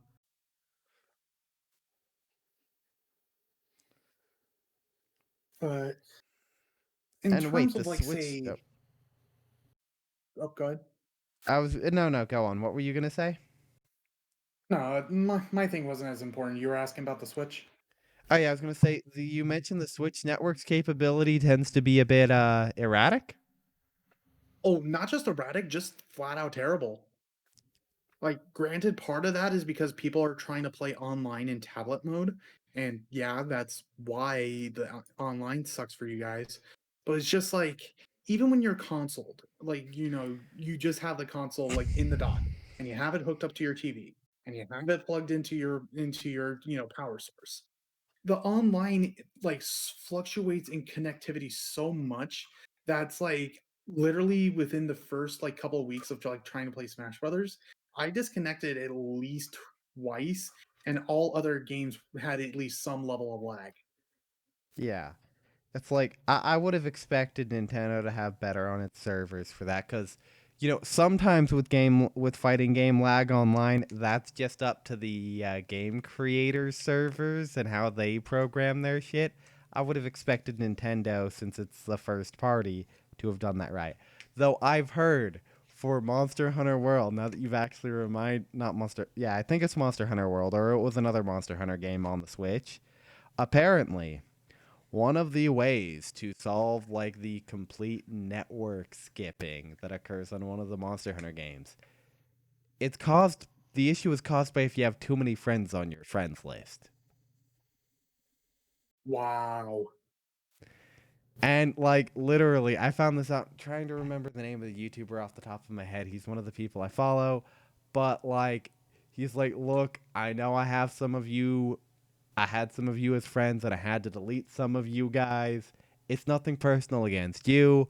I just mostly kept the names that I recognized because, we were probably friends from like a one off playthrough on my stream at some point, but I needed it to run good so that way I can enjoy Monster Hunter." And But like to, that. so here's the thing, and it's like even with an Ethernet cable, the Switch's online is not stable. Like literally, if you want a prime example of like Smash Internet, not being stable, I'd recommend watching Critical's the Quarantine series, because he had a bunch of people play Smash like in a Smash Brothers tournament online, and one of the requirements is that they had to have an Ethernet cable and stream it, and that like show that they had an Ethernet board or an Ethernet setup, and games were still lagging like nothing else. Like, I think the finalists, one of them was Sonic, who doesn't do like that well in tournaments typically, but does well in online settings because online is just that laggy.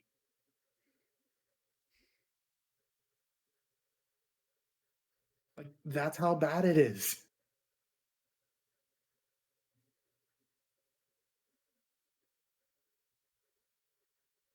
Well, are you looking that up now? No, no, no. There's a couple of ads being shown to me on the Reddit page I was looking at, and I'm confused by the phrasing of the ads. What do you got? It's three ads side by side. Jim John's gourmet sandwiches, $200,000. Pizza Factory, $90,000. Take Five oil change, $2,300,000. And I'm like, I What? don't get the ad. What are you advertising to me? What? It's I literally don't. just articles about how much the fucking franchises are worth, apparently. That's supposed to mean something to us. Like, yeah, these are popular franchises. They're popular for a reason because they're good at marketing and people buy their stuff.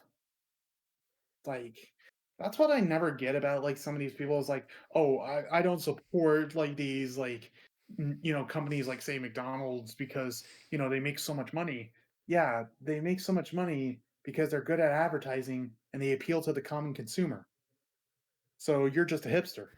Look, I don't support McDonald's because I think their food kind of sucks. And granted, I'm not the biggest fan of McDonald's either. But the thing is that it like for me, McDonald's is just kind of at least decent enough to where it's like if I need something quick to eat, I'll go ahead and eat McDonald's. If I want something with a little more flavor, I have other options. But it's just like I don't turn my nose if someone says, "Hey, do you Yeah. mind if I grab you something from McDonald's?" I'm not gonna I'm not gonna say Yeah. no. I won't turn my nose up at McDonald's. But at the end of the day, unless I'm needing food like right then and there, and that's where McDonald's has you at some point. Cause do keep in mind, like I take There's a public, McDonald's in like every corner. yeah, there's a McDonald's in every corner, and I take public transit. Like one of the big things about it is they're also in a lot of Walmarts. So for people that take public transit, if you wind up needing food while you're doing your grocery run, could just be that McDonald's is what you wind up eating. Because I can straight to tell you, I'm one of those people. I will forget if I leave the house in the morning. Biggest thing is I don't eat in the morning. So if grocery runs or whatever I'm doing the day takes me out late enough, I'll probably wind up getting fast food. And sometimes there's just not a convenient, better fast food option. Because at the end of the day, almost every fast food option is better than McDonald's, at least from my perspective. At least Yeah. when it comes to burgers. Like, and well, here's the thing. Big Macs, no, just don't even bother. They put too much lettuce on those things. But I think just a single cheeseburger, like just, cheese, ketchup, tomatoes, I think that's actually more than enough than what you need from McDonald's. It's just simple enough. It Yeah. tastes, good.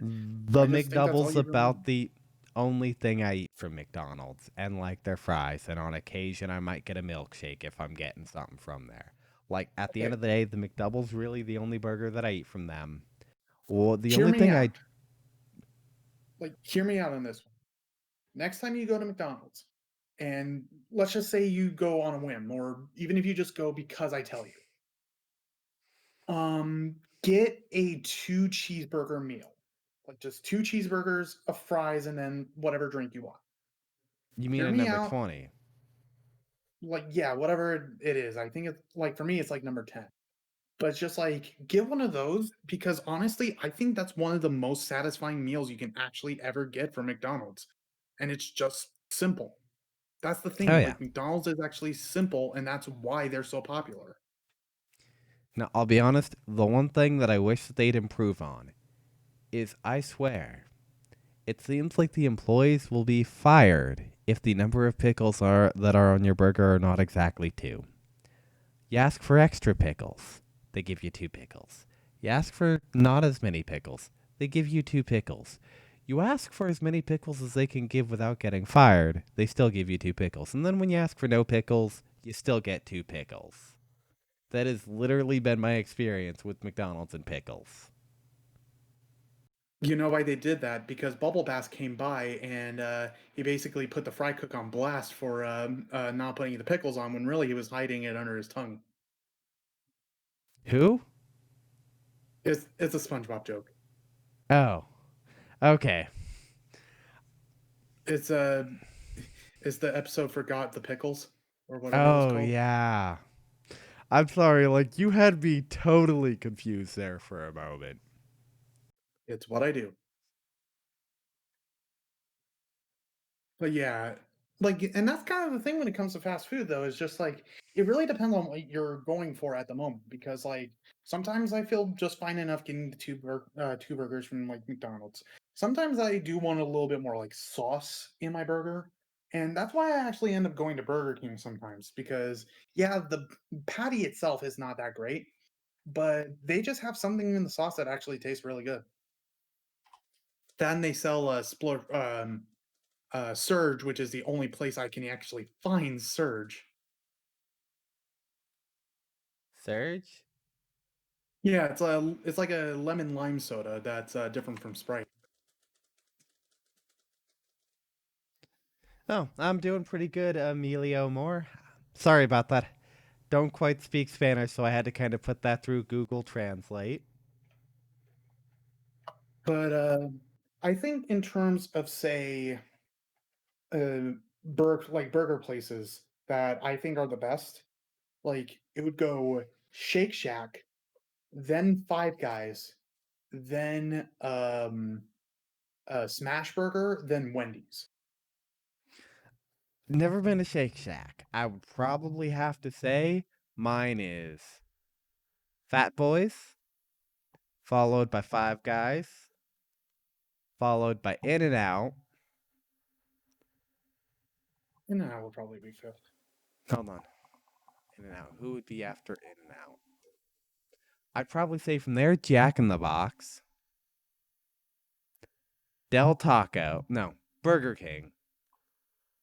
No, Carl's Jr., then Burger King, then Del Taco, then McDonald's. I gotta take you to Shake Shack. I gotta take you to Shake Shack. That's Yeah. gonna change your life. I have never been to Shake Shack. Like, let me put it this way: the best thing you can order from, at least in my opinion, the best thing you can order from Shake Shack is the burger they have with peppers on it. It's not too spicy. It's just got a little kick to it. An order of fries. Get some ketchup if you prefer, or whatever condiment you really prefer. It could be mustard, ketchup, whatever. And then get either a chocolate, vanilla, or strawberry shake. I think that is probably the best thing you can ever order from a fast food place, just because of the quality of everything that they give. I think their fries are B tier at best, but the thing is that it's more supposed to be a filler before you actually eat the burger. So, you don't want your fries to take away from the actual taste of the burger, which is what a lot of fast food places do. I know that feeling all too well, Emilio. I wind up on streams like that all the time. And yeah, it's like, I'll definitely have to try Shake Shack. I've heard good things about them.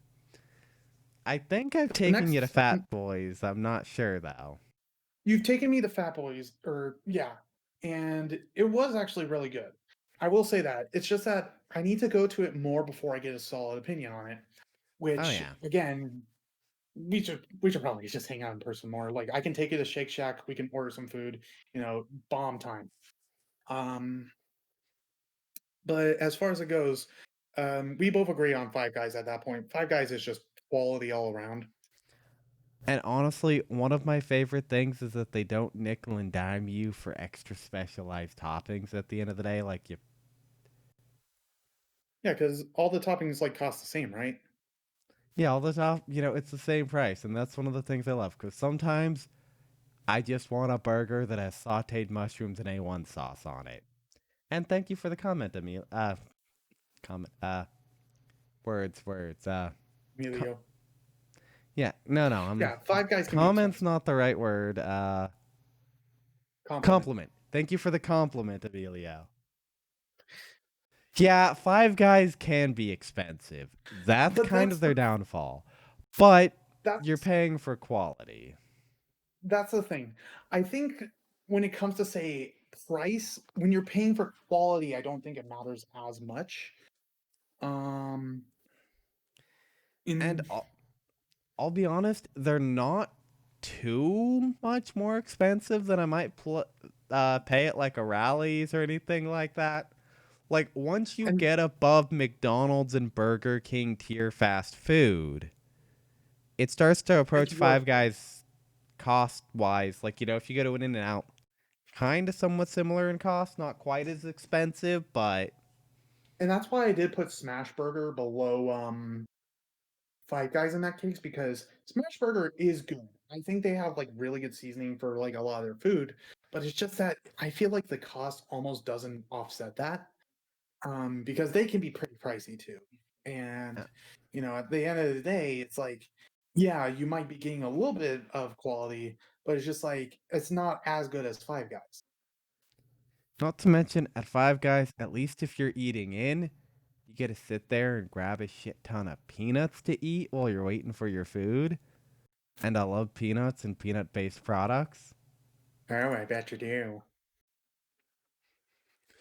You remember back when, long before COVID, when I was still working in the office? Yeah, we're talking about food, Emilio. All kinds of fast food and stuff.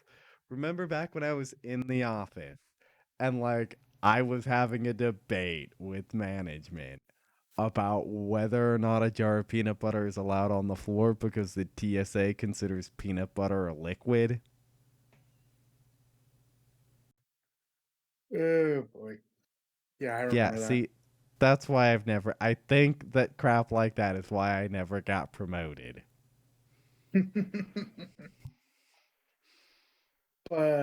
But then it's like for my number four or number, yeah, four choice, Wendy's. I think out of the more mass produced chains, because it's definitely more mass produced than say In and Out.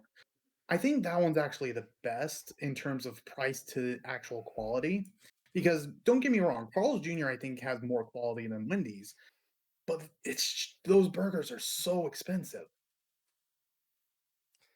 Yeah. Give me just 1 second, Chris. I'm gonna uh be prepping something. Well, go ahead. Can you talking? I'm gonna be prepping a couple of things on my laptop for setting up like a fast food tier list for us to go ahead and discuss.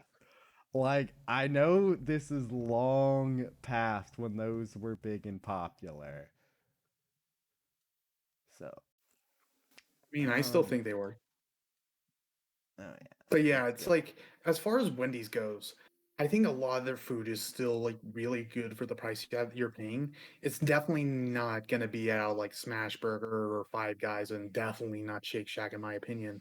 But it's like their food is really their meat is like the meat patties are actually really good. People like I don't know a single person who rags on like the square patties. I have seen like Wendy's like roast posts about that, but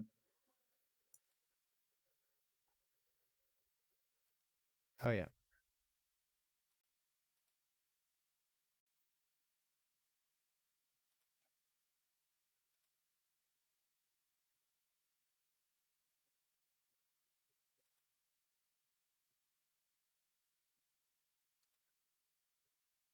uh I don't know, they're just kind of standard.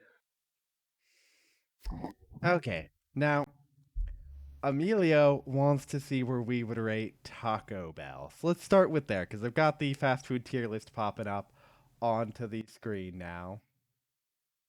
So Taco Bell, I would personally put that in A tier because price wise you get a lot of food. Like you can bring $5 to that and leave with like enough meat like food to like fill yourself for the entire day. That being Okay. said, I don't think they are as good as even Del Taco because Del Taco I think actually tastes better. Unpopular I opinion. agree with you on But that. And I'll be honest, how is it that a taco place is one of the few fast food restaurants that serve crinkle cut fries? Like, what hell?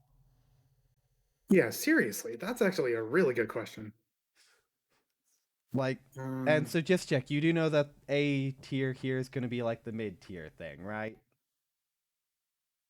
Okay. yeah, it's like A tier So, is basically like they're good and they're worth going on their own, but there are better places. so, Carl's Jr. and Hardee's.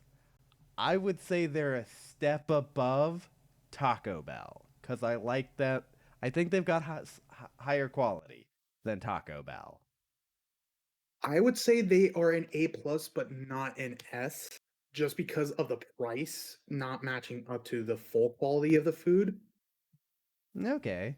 So kind of split the A and do an A plus and an A minus. What about Yeah, In I and would put Out? Taco Bell. Yeah, put Taco Bell towards like the middle of A, and then put like Carl's Jr. in like front of it. Okay. In and Out, So, I would actually put in S tier. yeah. That's what I was thinking. S tier for now. They're Pizza Hut. they have a limited menu. In and Out has a limited menu, but what they have on that menu is really good. It's just, you can only pretty much have like two variety like things in terms of variety. Oh yeah. So Pizza Hut.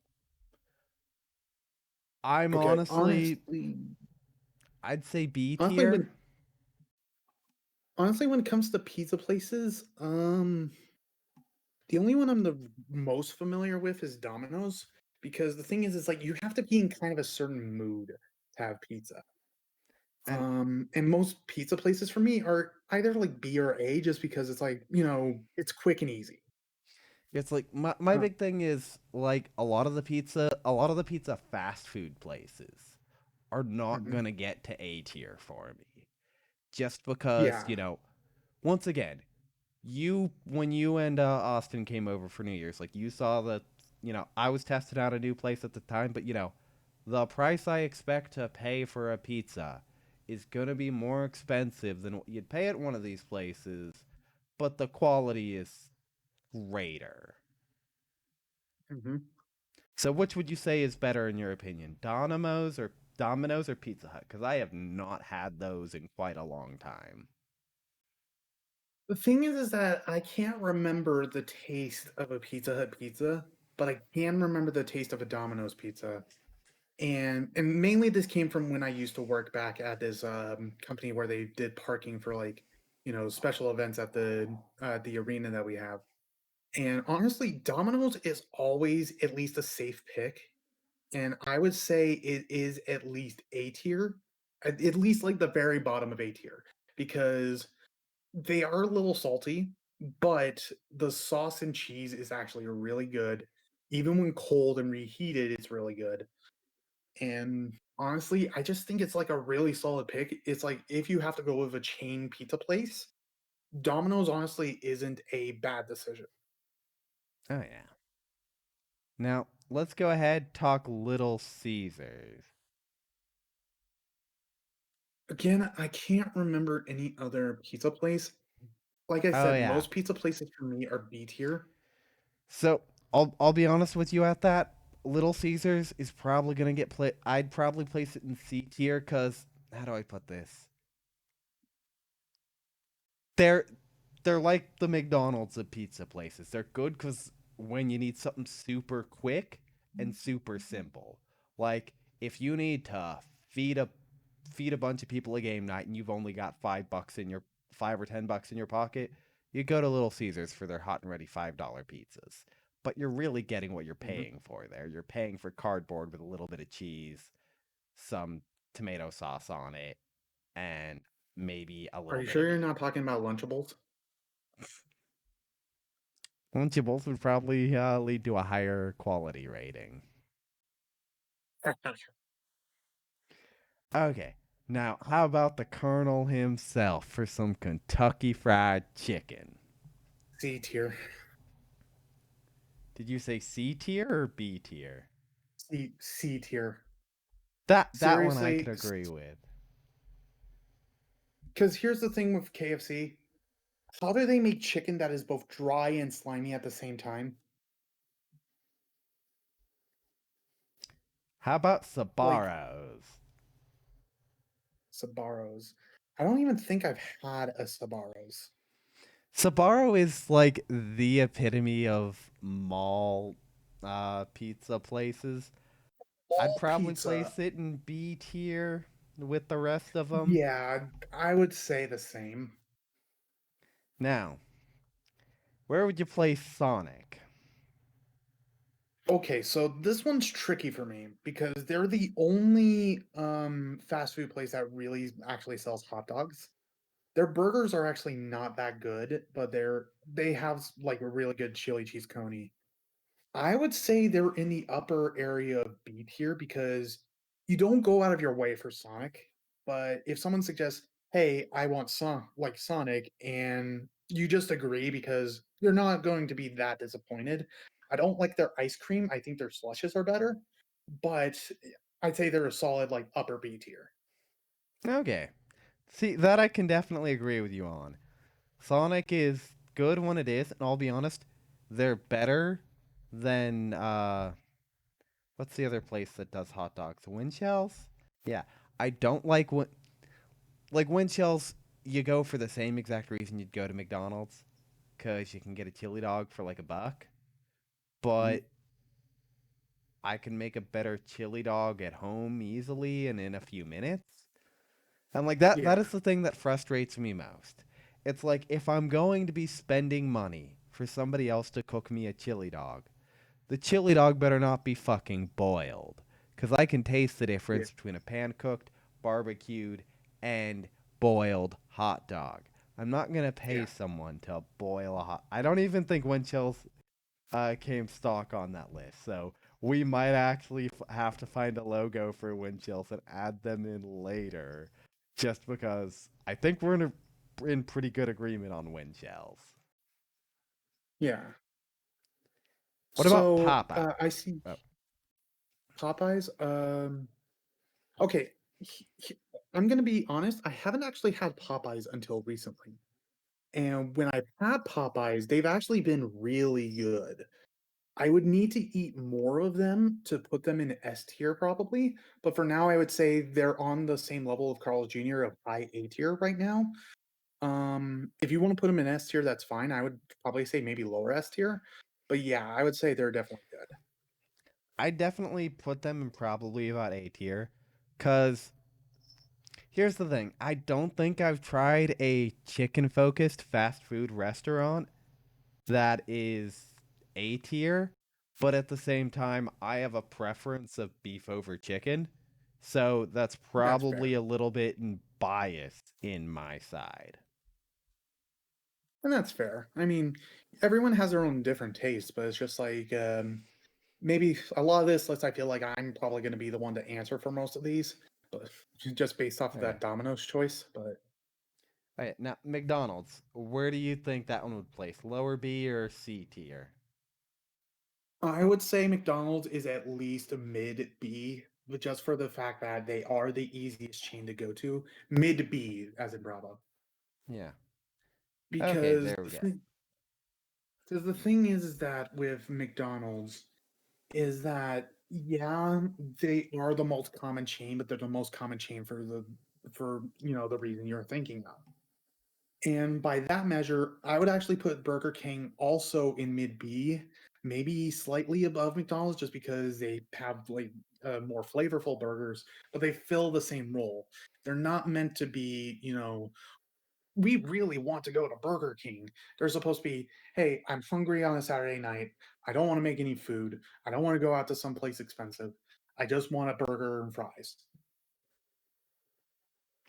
You know, now that I think about it, that is one of the things I like about where I live.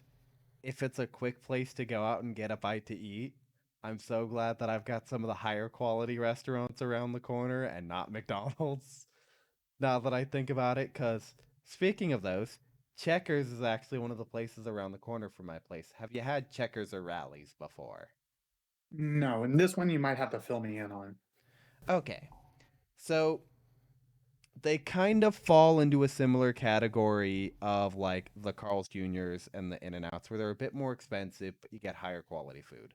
I'd rate them closer to a Carl's Jr. than I would In N Out, just because I don't like their burgers quite as much as I like In N Out. But they also do give you copious amounts of fries, like Five Guys do. But Five Guys definitely has superior fries over them. Gotcha. Now, speaking of Five Guys, what do you think? S tier for Five Guys or S plus? That is actually the tricky part for Five Guys because Five Guys is good. Don't get me wrong. I would say they are the top of S tier, but not S plus. Okay. What about Because uh, go on? sorry, and it's just because for a construct your own burger place, it is really good. But in terms of pricing, it can be really pricey. And if you're not into peanuts, then it's pretty much pointless. But That even in that case, yeah. that's fair. I am pretty heavily into peanuts. With that in mind, how about Arby's? What are your thoughts on that? Okay, unpopular opinion, because I've only had Arby's a couple of times. I think Arby's is at least B tier, and a lot of people say Arby's is the worst. Bear in mind, they're probably just thinking of the roast beef sandwich. I myself am not a fan of roast beef, but I had their Italian sandwich, and not gonna lie, it's not gonna beat out like a legit Italian sandwich from say like Capriati's. But if you need like just a quick Italian sandwich, it fills the same role as Burger King. I feel it goes into B, but if you have a preference for A, I would definitely go with that since you probably have more experience than I do. So I'd probably place them in A. And this is Mhm. purely because I think they're a bit higher quality than a lot of the things that we stuff into B tier. Along Yeah, with that, once again, if you get their basic, if you get their basic sandwich, you're gonna run into issues of you're getting a cheap basic sandwich. However, they're one of the only fast food restaurants I know of that serve like a French dip sandwich, and their French dip sandwich is actually pretty fucking good. Like I So right now, I'd actually place them like above Taco Bell, because everything Taco Bell and lower, I have never once gone out of my way for. However, I have gone out of my way for Arby's, and I think like that's probably where Arby's is gonna fall on center for me.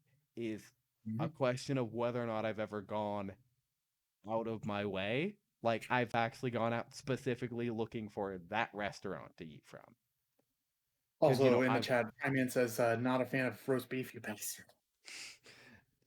hey, the roast beef sandwiches are good. But, it is their basic tier menu item. And I'm just always a big fan of French dips. And unfortunately, that sandwich isn't available everywhere as it should be, in my opinion. And here's one that I might have a controversial opinion on, but I want to hear yours. White Castle. Okay. The only experience I have from White Castle are microwave burgers, so I have no opinion on them. I do not like White Castle. Like I've actually gone out to the White Castle in Vegas and got things fresh. I thought, you know what? Maybe the reason I don't like White Castle is it's always been like reheated in a microwave or microwave directly. No, I just don't like whatever it is they do with their burgers. Fair enough. How I'll say about Jack in the Box? No. okay, you might hate me for this one, but I used to like Jack in the Box, but then I don't know what it is. Everything they have is like too greasy. I would have put them in C tier, probably in upper C, because at least sometimes they can still taste good, but I can't enjoy them anymore. You know what? That's fair. They do tend to be pretty greasy in a lot of things.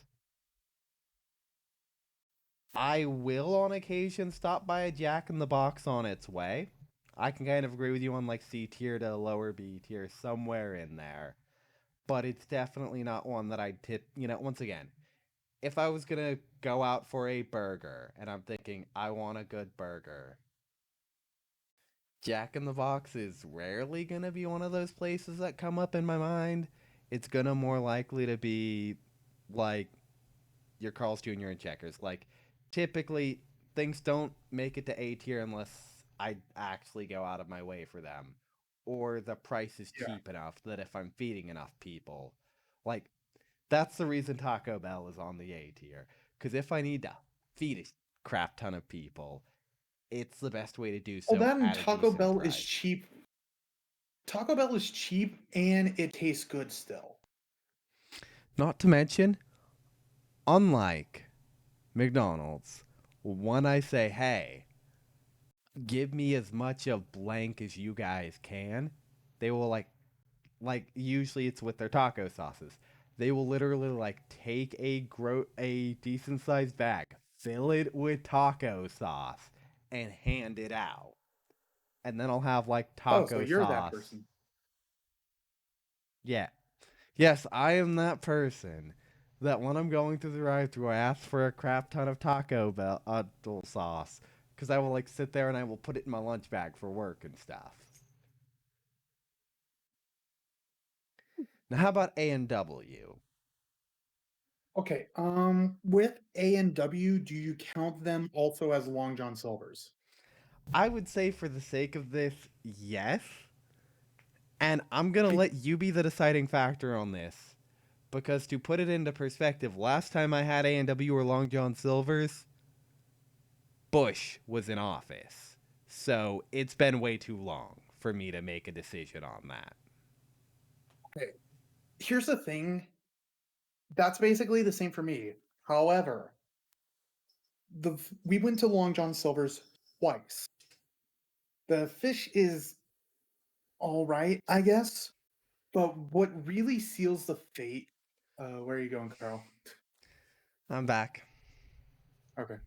Um, what really kind of seals the fate of A&W Long John Silver's is the fact that the time that I had them, I was really big into root beer. That was my favorite soda. For some reason, their root beer, which bear in mind A&W was my favorite root beer at the time, their A&W root beer tasted like motor oil. So it might just be battle scars from that, but I can't put A&W's Long John Silver's any higher than C. Okay. It was so I'm gonna. scarring that I never wanted to try them again. Now, I'm gonna leave this one for you because, as controversial as this sentence is gonna be, I ain't never had Chipotle. So go. Ooh. Okay. Chipotle is a weird thing. Here's the thing with Chipotle, everything tastes the same. Like, I'm not even gonna lie. If you get the steak or chicken like bowl, they both taste the same. However, that being said, I would still say that they are A tier because what you are tasting is still really good. Granted, I think their guacamole needs some improvement, but I do think that they are A tier just because what you're getting is actually pretty tasty. Even if it tastes the same, at least it's consistent depending on what sort of proteins you want to get. It is healthier, but I don't think it creeps into S tier. In fact, I think it's probably I would consider it lower A tier, like an A minus, just because there's not much variety. But I would go out of my way to buy Chipotle. Okay. I can accept that.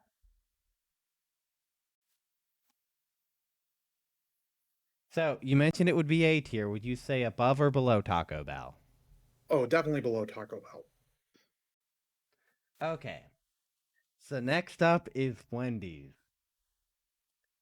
Would this go Wendy. above or below? Would this be above Carl's Jr.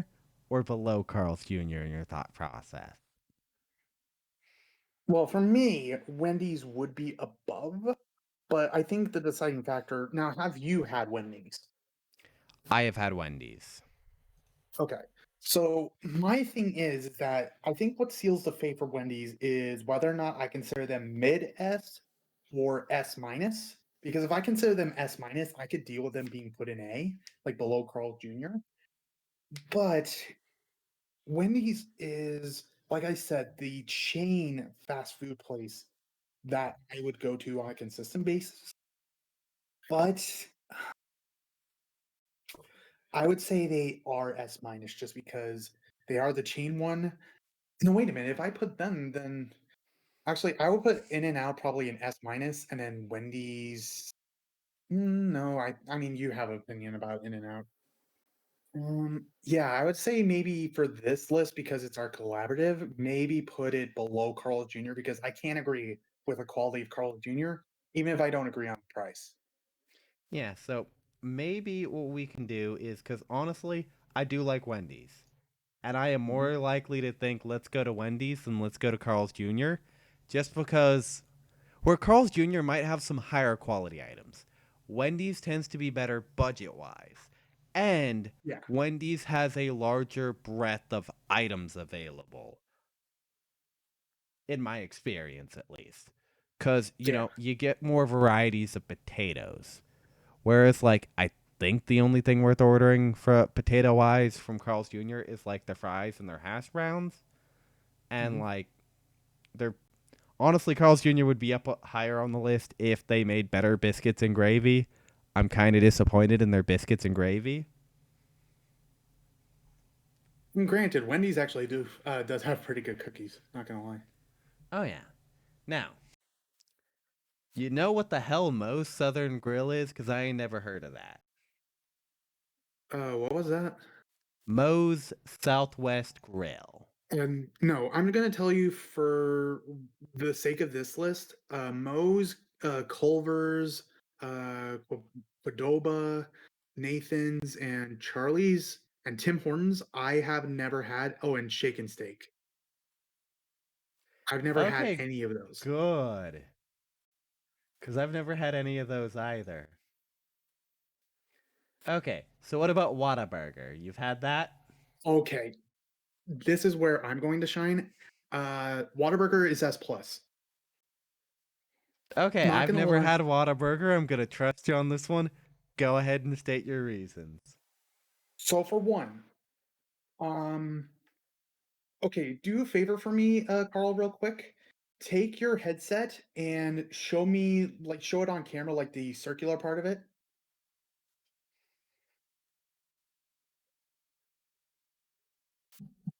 Can you see it? Hold on, there's a bit of delay in the stream.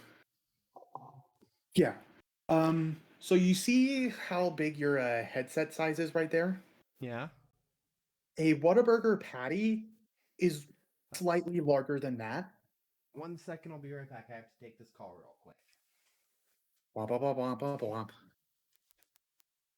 Is everything okay?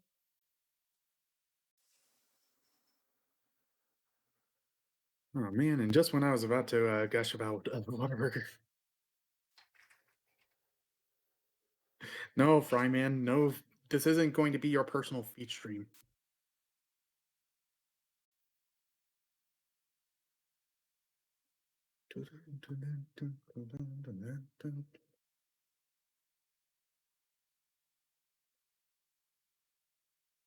Yeah, as far as what I'm looking at, just kind of so far on the tier list, probably the only one I don't really agree with being at where it's at. Probably would just be the Sparrows, but yeah. Sorry about that. Garage door opener wasn't working real quick, so I had to go get that fixed. Okay. Ah, Now, gotcha. it is getting late enough that I do got to start up on food shortly. So let's go ahead, finish through the last restaurants that are here. So, Okay, Jersey so Mike's, Whataburger. yeah, Whataburger. So the burger patties are slightly bigger than the like the circular part of your headset. And not only that, since the one that I went to is in Texas, and all Texas like burgers are being like done like they're all like taken from the farms like straight up. Those burgers are super delicious. Their milkshakes are great. Their French fries are like crisp and they just have a nice taste to them. That's why I put them in S plus. They're a personal favorite of mine. You can't get them in Las Vegas. I wished you could, but you know. All Yeah, right, but it's I'm okay, done hon. pleading my case. Okay. So, what about Jersey B? Mike's, I would.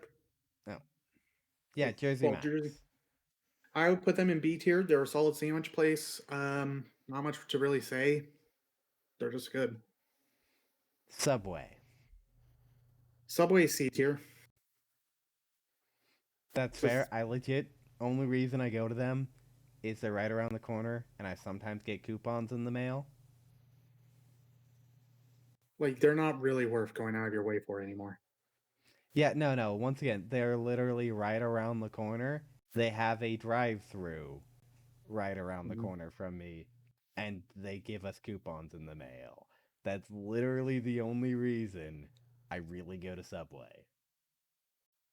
Okay. Jimmy What about, John's, B tier also. Probably the same as Jersey Mike's really. yeah, Chick-fil-A? I would put them in S tier, lower S tier, but S tier nonetheless.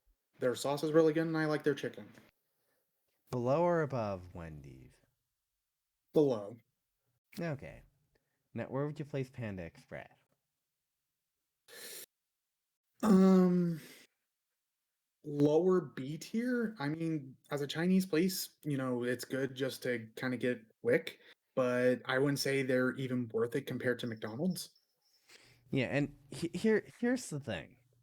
At the end of the day, unless you're literally sitting in a mall doing shopping, Yeah. Panda Express really is the only fast food Asian place out there.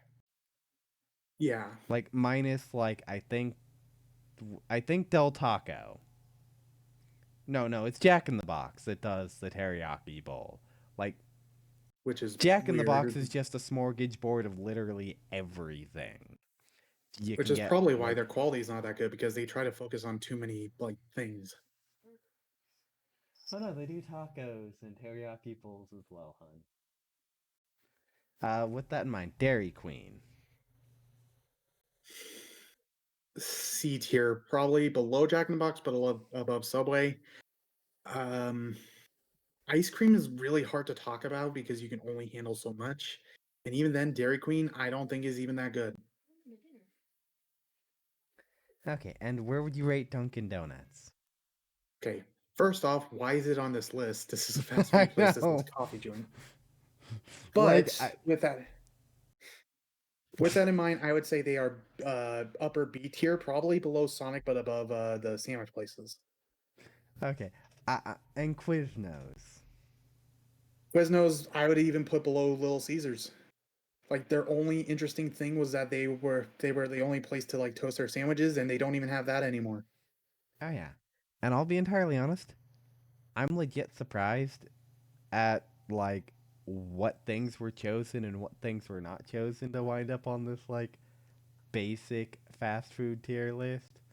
Like, why if you're gonna bring in donut shops, did you only mention Dunkin' Donuts? Like, Yeah, not no even their kidding. big competitor, Krispy Kreme. Which honestly, Krispy Kreme I would put below Dunkin' Donuts, but Yeah, don't get me wrong. I'm not saying that they're superior to Dunkin' Donuts, but literally Dunkin' Donuts is the only one that serves that particular category of food, that's in its solo category outside of Panda Express. now the Any only one that I don't see on this list that I would have also put on this list was, of course, um, Shake Shack, and of course that would be an S plus tier. Um, Granted, S plus tier is just my personal favorites. We can't really test with Whataburger because they're not in Las Vegas. We would probably have to go out of our way to like Arizona in order to get that. But for Shake Shack, I'm gonna bring you along at some point to Shake Shack because that is honestly just one of the most delicious like fast food burger places I've ever had. Oh yeah. Anyways, for now that's gonna have to be an end of the stream because I do have to go ahead, make some dinner for me and my girlfriend. You have a great day, Chris, and I'll speak to you again in a bit. All right, yeah, have a good one.